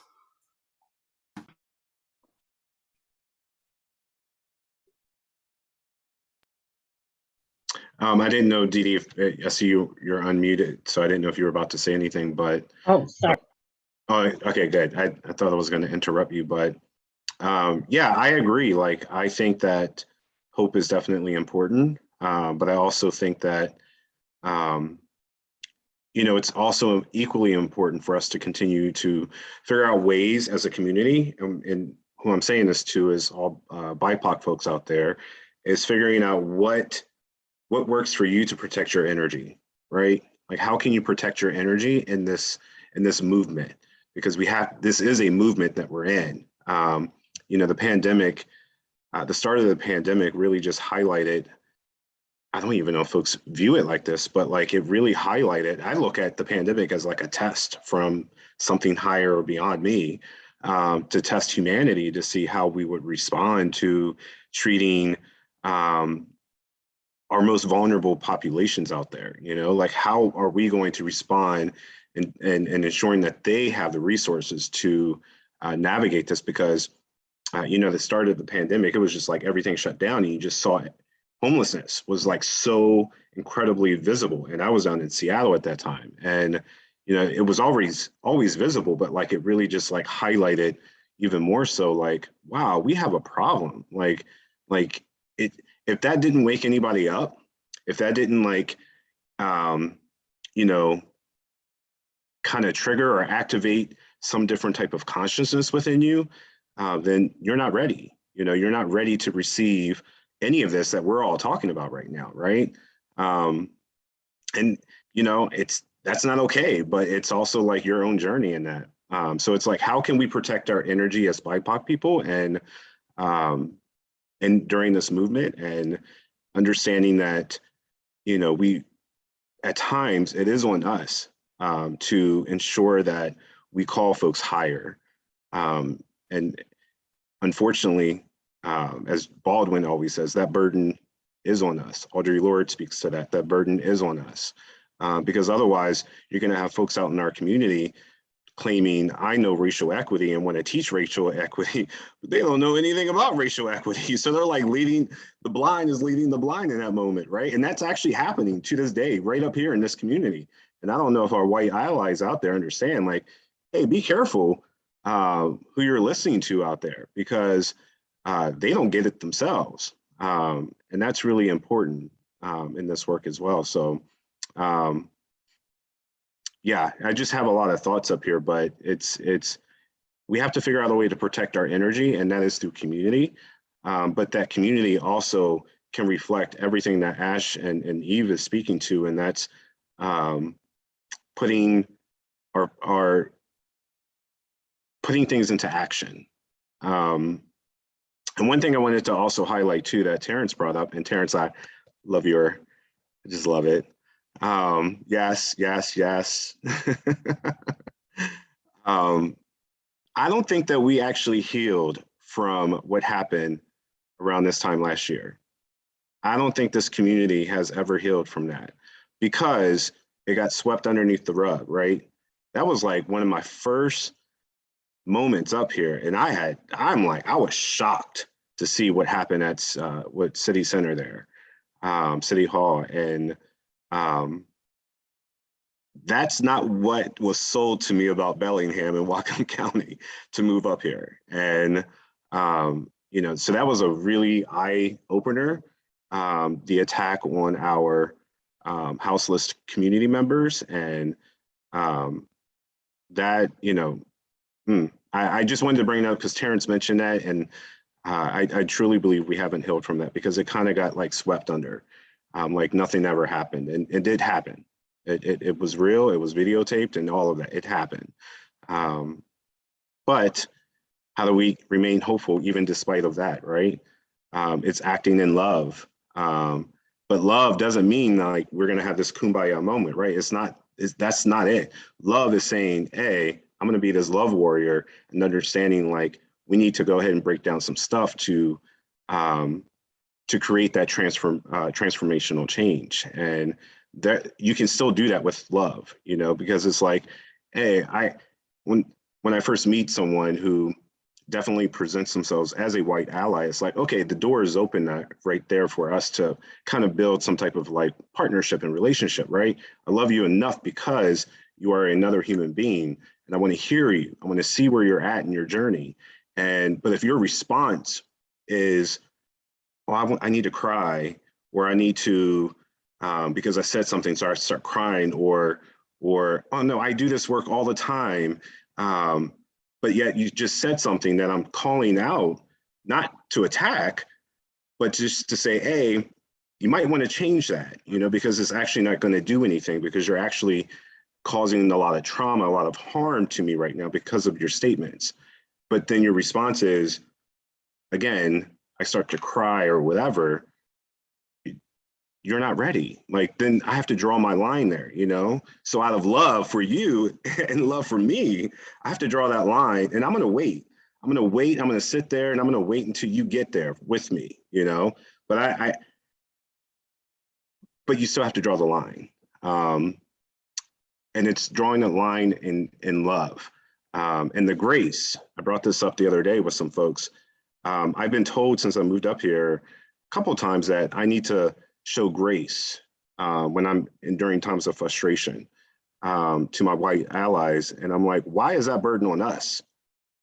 Why is that always on us to show grace to what you did, you know, like the impact that you made, but I'm supposed to show grace?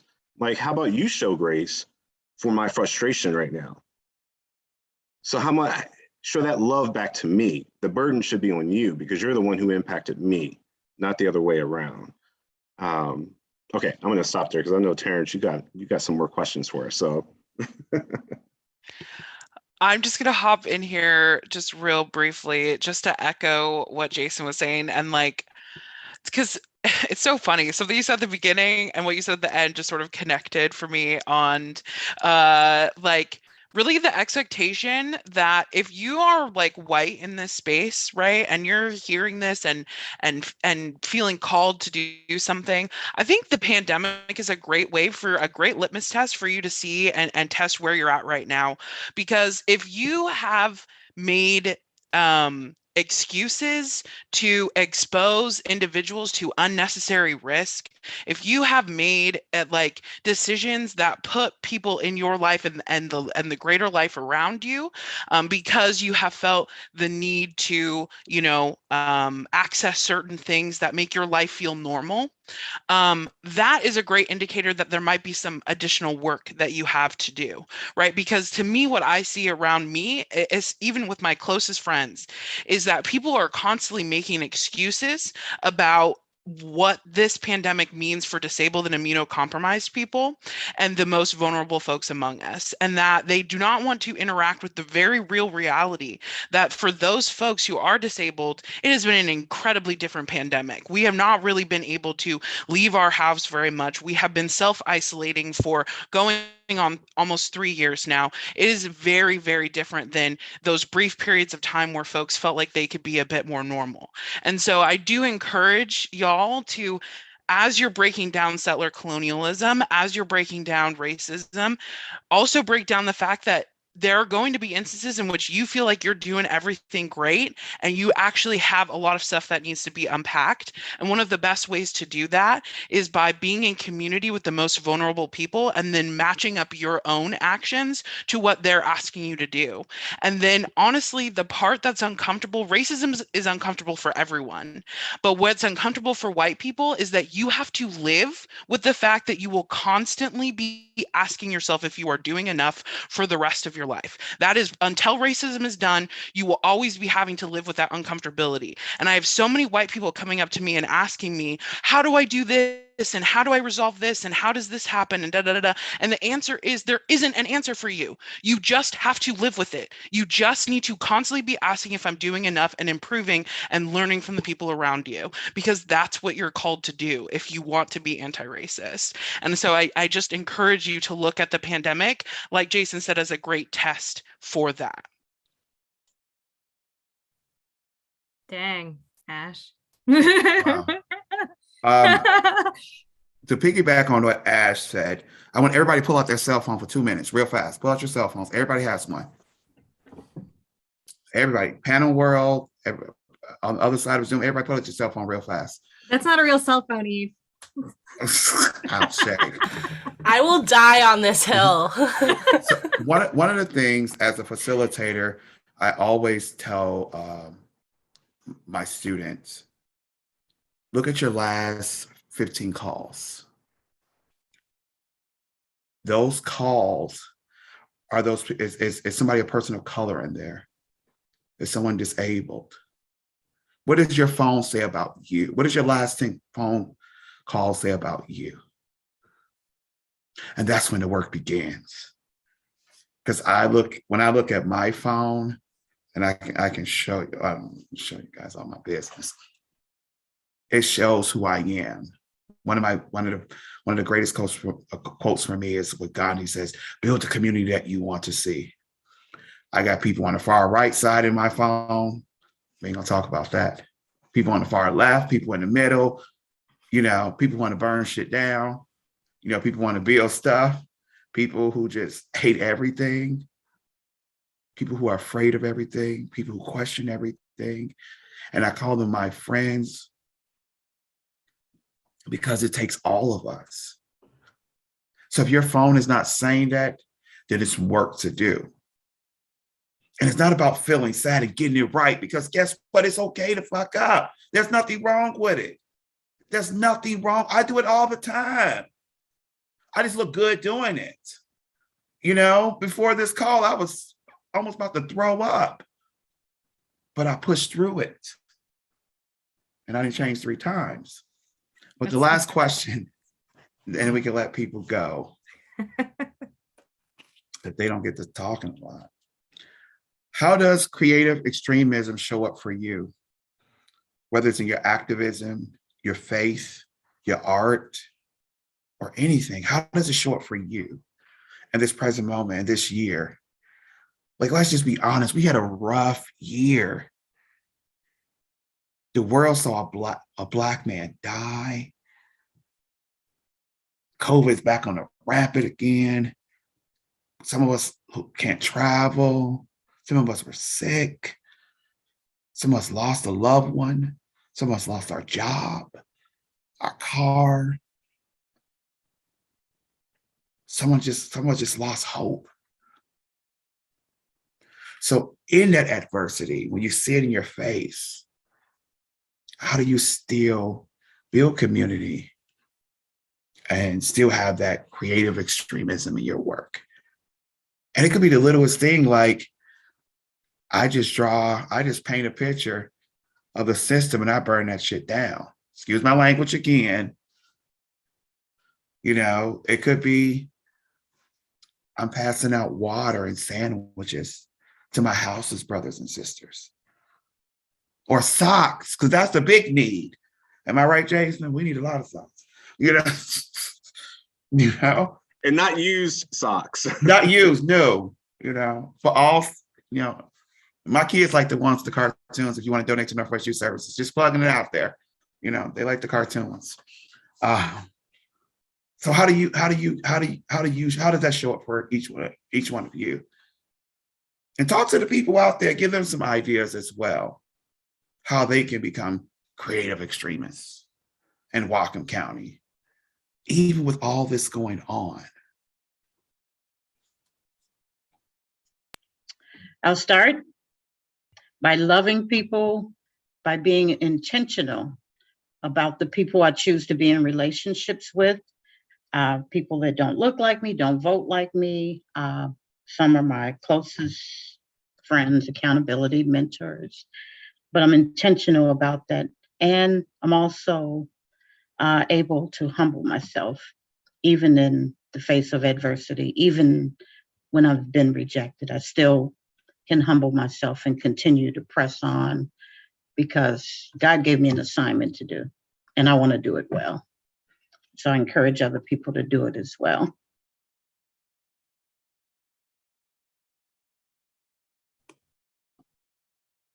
Anybody else want to just say, Dee Dee perpetually understands the assignment? You are one of the warmest and most loving people I've ever met in my entire life. Is that where you were going, Terrence? Is that what that was? Thank you. Thank you. It's the spirit that lives within me. It's the spirit. It really is. Thank you. I don't ever feel like I don't know if I ever feel like I'm all that much of an extremist. I mean, it took TJ being like, no, you're coming on this panel for me to come on this panel, because I just don't consider myself like that. I exist right now in a lot of spaces as a woman of color, and I spend a lot of my time having really challenging conversations about race, about child and youth mental and behavioral health, about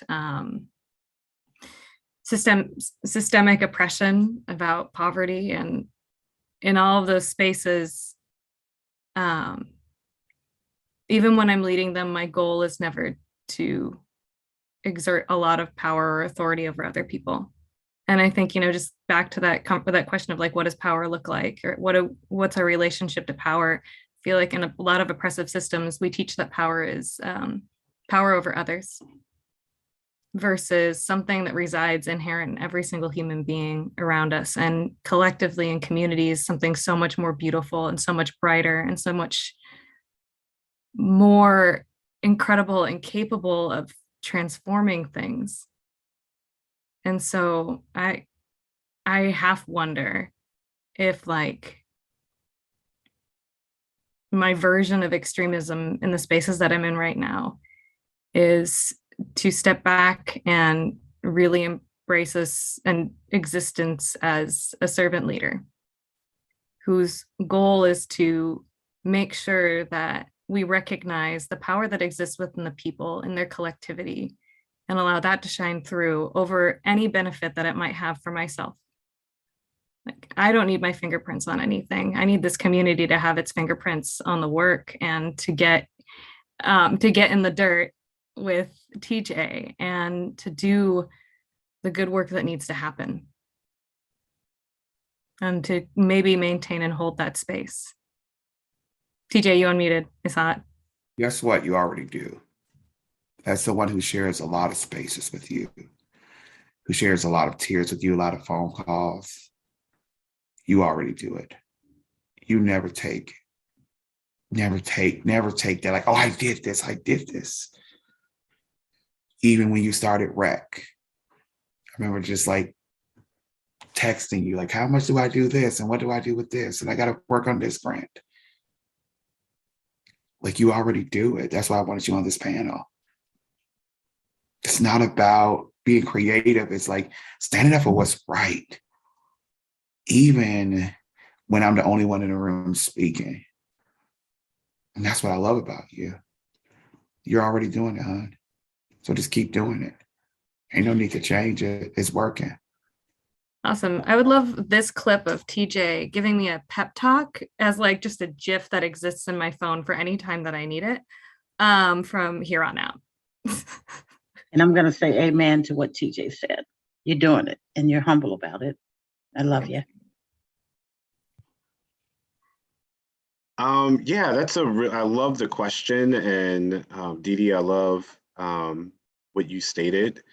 And Sue, obviously, you always speak truth to power. I struggle with the term extremism anyway, because even Dr. King is in the quote that you said, like, by nature, if we're doing this work, doing the good work, we're already defined as extremists, right? So how, a lot of folks get turned off by that word, right? And it's like, there's nothing negative about it. It's actually a good thing because it means you're doing the good work. And, that's what Cornel West talks about, like love warriors. Sue, you're a love warrior. Terrence, you're a love warrior. Kumbi, Ash, Dee Dee, Eve, you're love warriors, and because you're doing what is right. And if that's extremism, okay, then I'm okay with that. I'm okay with being defined as an extremist because I know I'm doing the good work. And just even taking it back to my own professional world, I love what I do because it is, and I love being in the seat that I'm in because it does allow me to really bring these like ideas that should be in place and actually put them into action. And I love that. I love being able to sit down with staff and just like hear what they're saying and then put what they're saying into action. I love hearing young people say, you know what, like, this is a really cool space for me to come to. And there's not a lot of other spaces that I can access, but I love coming here. That there's so much love in that, it just shows like you're doing the good work. So yeah, around the extremism, like, okay, I'm an extremist then because I know in my heart, my soul and my mind, everything about me, I'm doing the good work because I'm doing it in love. I'm doing it in justice, and I know at some point things will definitely correct itself, as they should. And I wanted to read something by Baldwin. And any platform that I'm in, I always bring Baldwin or Audre Lorde into it. And Baldwin, in his letter from A Region in My Mind, he writes at the end, if we do not now dare everything, the fulfillment of that prophecy, recreated from the Bible and song by a slave, is upon us. God gave Noah the rainbow sign, no more water, the fire next time. I'll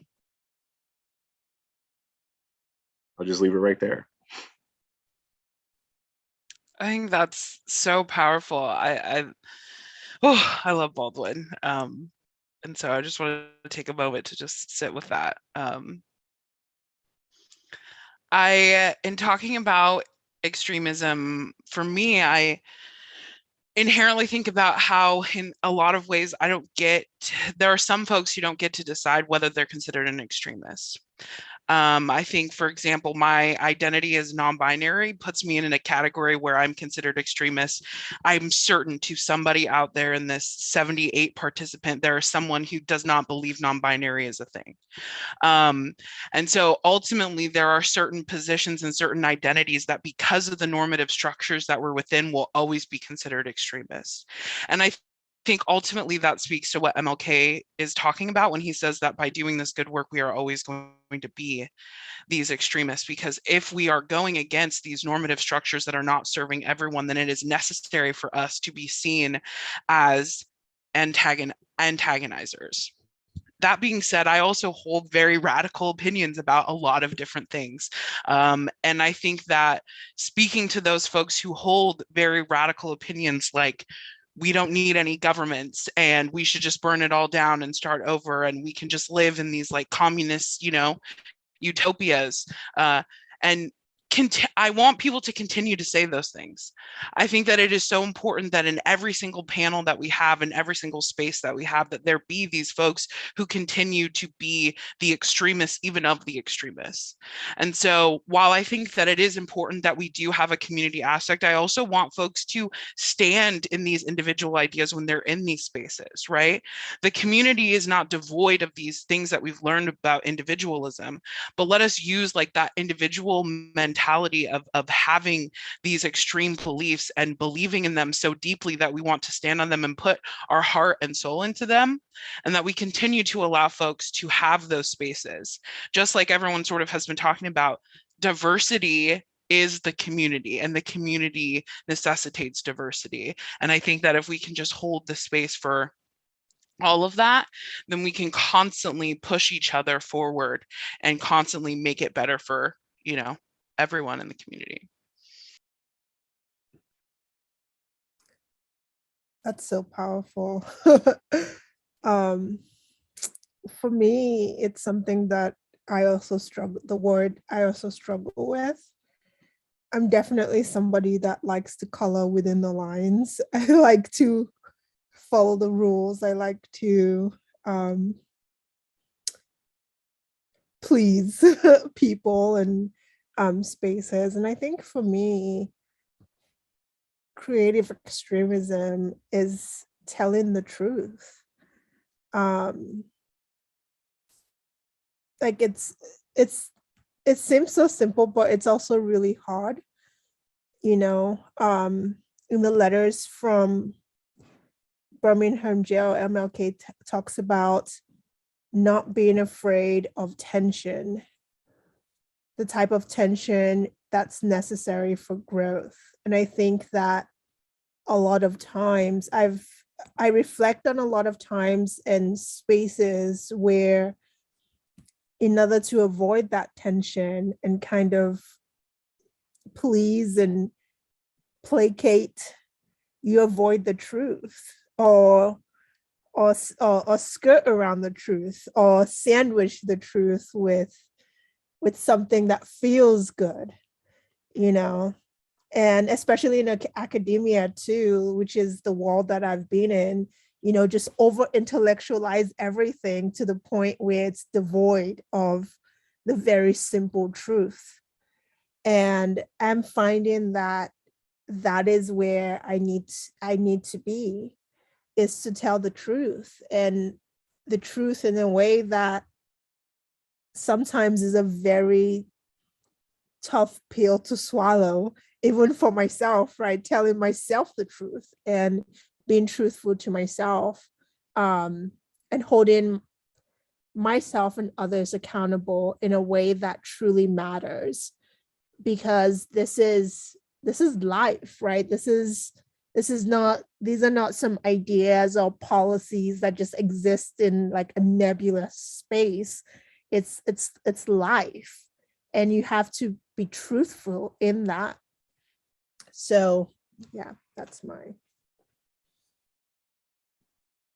I love that, Kumbi. Thank you so much. Like Sue, I had some hesitation on being in this space, and TJ called me forward, and really honored to share it with all of you. And something that TJ and I talk about often is just, there's this whole thing I did where I decided to run for city council. But what I found was that there was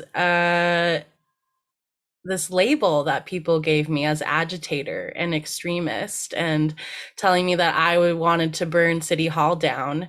When in fact, what I really wanted to do was find shelter and housing for folks in our community who don't have it. So we have this happens, it's a cycle of labeling people who want to change this place for better as extremists. And it shouldn't be extreme to want to see everyone have shelter, have housing, have warm bed, have food, have their needs met. Needs met is not extremism, right? So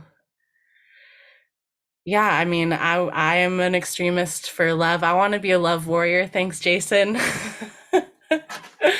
But we really need to, look at, what does that mean? Again, like, how do we take that extremism for justice and like really incorporate it in how we move through these spaces, how we move through Bellingham, through Whatcom County and the larger, world. Yeah, that's all I got, I think. Can I just say, Eve, that one of my favorite things of the last 2 years of my life has been every moment I've gotten to stand with you. And every time I've watched you lift other people up. And some of my favorite pictures are, just sometimes the two of us at a rally where TJ or where Christina is speaking, and we're literally there with walkie-talkies just trying to keep the sound going or sanitize something, or we're running water bottles out to people, or you're there with coffee, or you're there with a clipboard, or you're there making sure everyone is okay, that they're fed, that they're loved, that they're ready. You are such an incredible warrior in this community, and you spent so much time holding space for others. And it's been such a blessing to get to be in this kind of space with you, where we get to hold you too. Thank you, my love. Yes. Thanks for the feta. Can I just say this too real quick? I have no idea who else is on this call out there in the Zoom world, but I do think it's important for you to figure out a way how you yourself can become a love warrior. And I kind of want to like keep pushing that in this community, because there's some folks, again, that I've met who are really genuine, like folks like white allies who are really a genuine white ally. And I would define them as a love warrior. And but we need more, we need more out in this community. And that's even like looking at, it's not labeling the right or whatever, but I also know that there's a lot of conservative views up here, and they don't even understand what Black Lives Matter is, and they target that label, right? What Eve was saying too, defund the police. Like, why does that have to be a negative thing? That's just us as human beings becoming love warriors because we know what justice is. We know what it feels like. And we want everyone to experience that. So challenge yourselves out there and figuring out what does it mean to be a love warrior for yourself, you know, in this community, so we can create that change, because so much energy pushed me up here, not just because of my job, but there was a lot of energy that pushed me up here to Bellingham, Whatcom County, from a very incredible community in Seattle.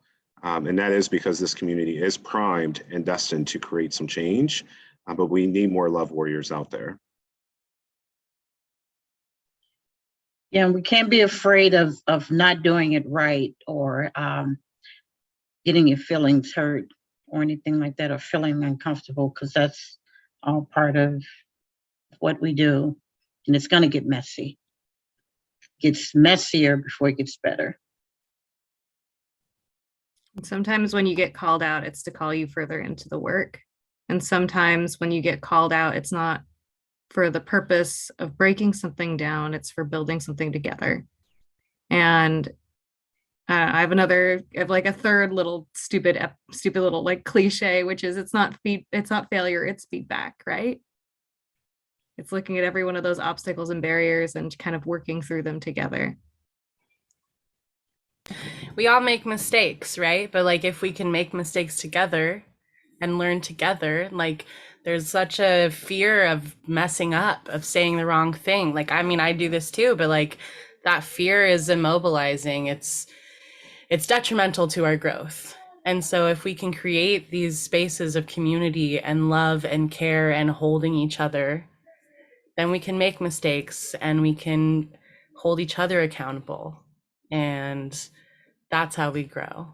And that's how we build new spaces.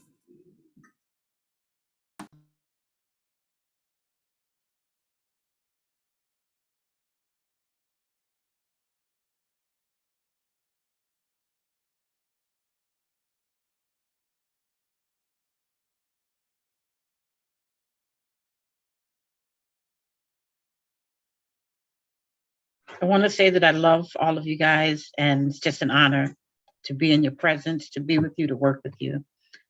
So thank you for all that you do, all of your hard work.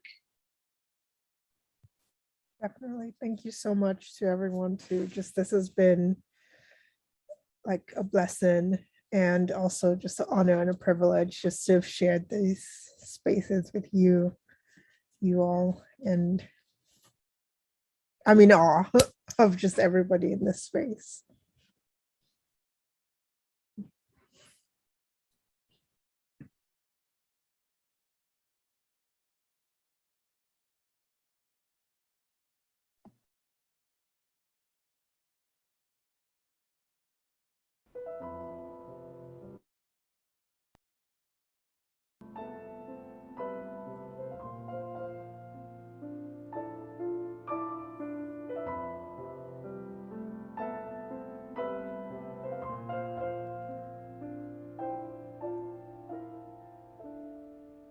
God, grant me serenity to accept the things I cannot change. I need serenity,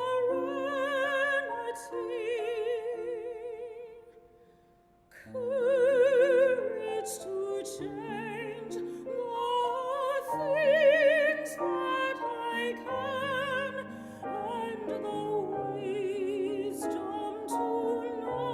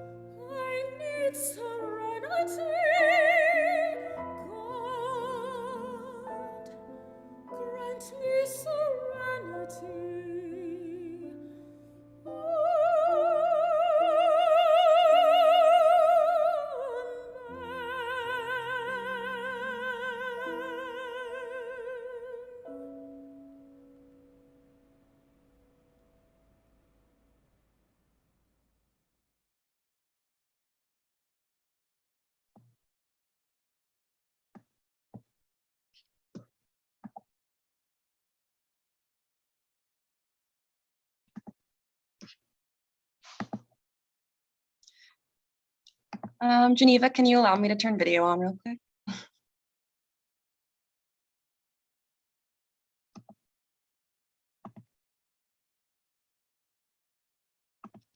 Thank you so much.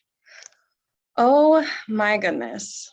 I don't even know if I can come up with the words to sum all of this up. What an evening. I don't know about everyone else in the room, but it felt like not only was I watching like a dinner conversation, but I felt like I was really there, like sharing a meal with y'all. That's what it felt like to me. And so just so much appreciation for our panelists, for our ASL interpreters, Tim and Brianna, to Geneva, who has been running things behind the scenes for us this evening, and to all of you who showed up and were here. I'm actually going to ask that our panelists put their Venmos, Cash Apps, PayPals, whatever you have in the chat, because I mean, like Ash said, this is about community support, redistributing wealth, and I'd love for y'all to do that so that our attendees can compensate you for your time and energy and the vulnerability that you all shared. So I'll give y'all a couple minutes to do that.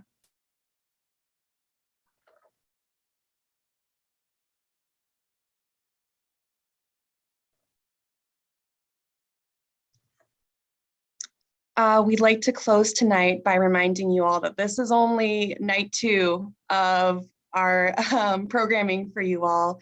Tomorrow we have a full day of workshops and affinity spaces. So please join us. You can register for all of those things on the Whatcom Human Rights Task Force website. We look forward to seeing you hopefully tomorrow and continue this work in our community. I really appreciated what one of the, I believe it was Brian and Michelle who said, how can we continue these conversations in our community? And not just the vulnerable conversations, but the conversations where we spread joy and love and pull each other up. All right,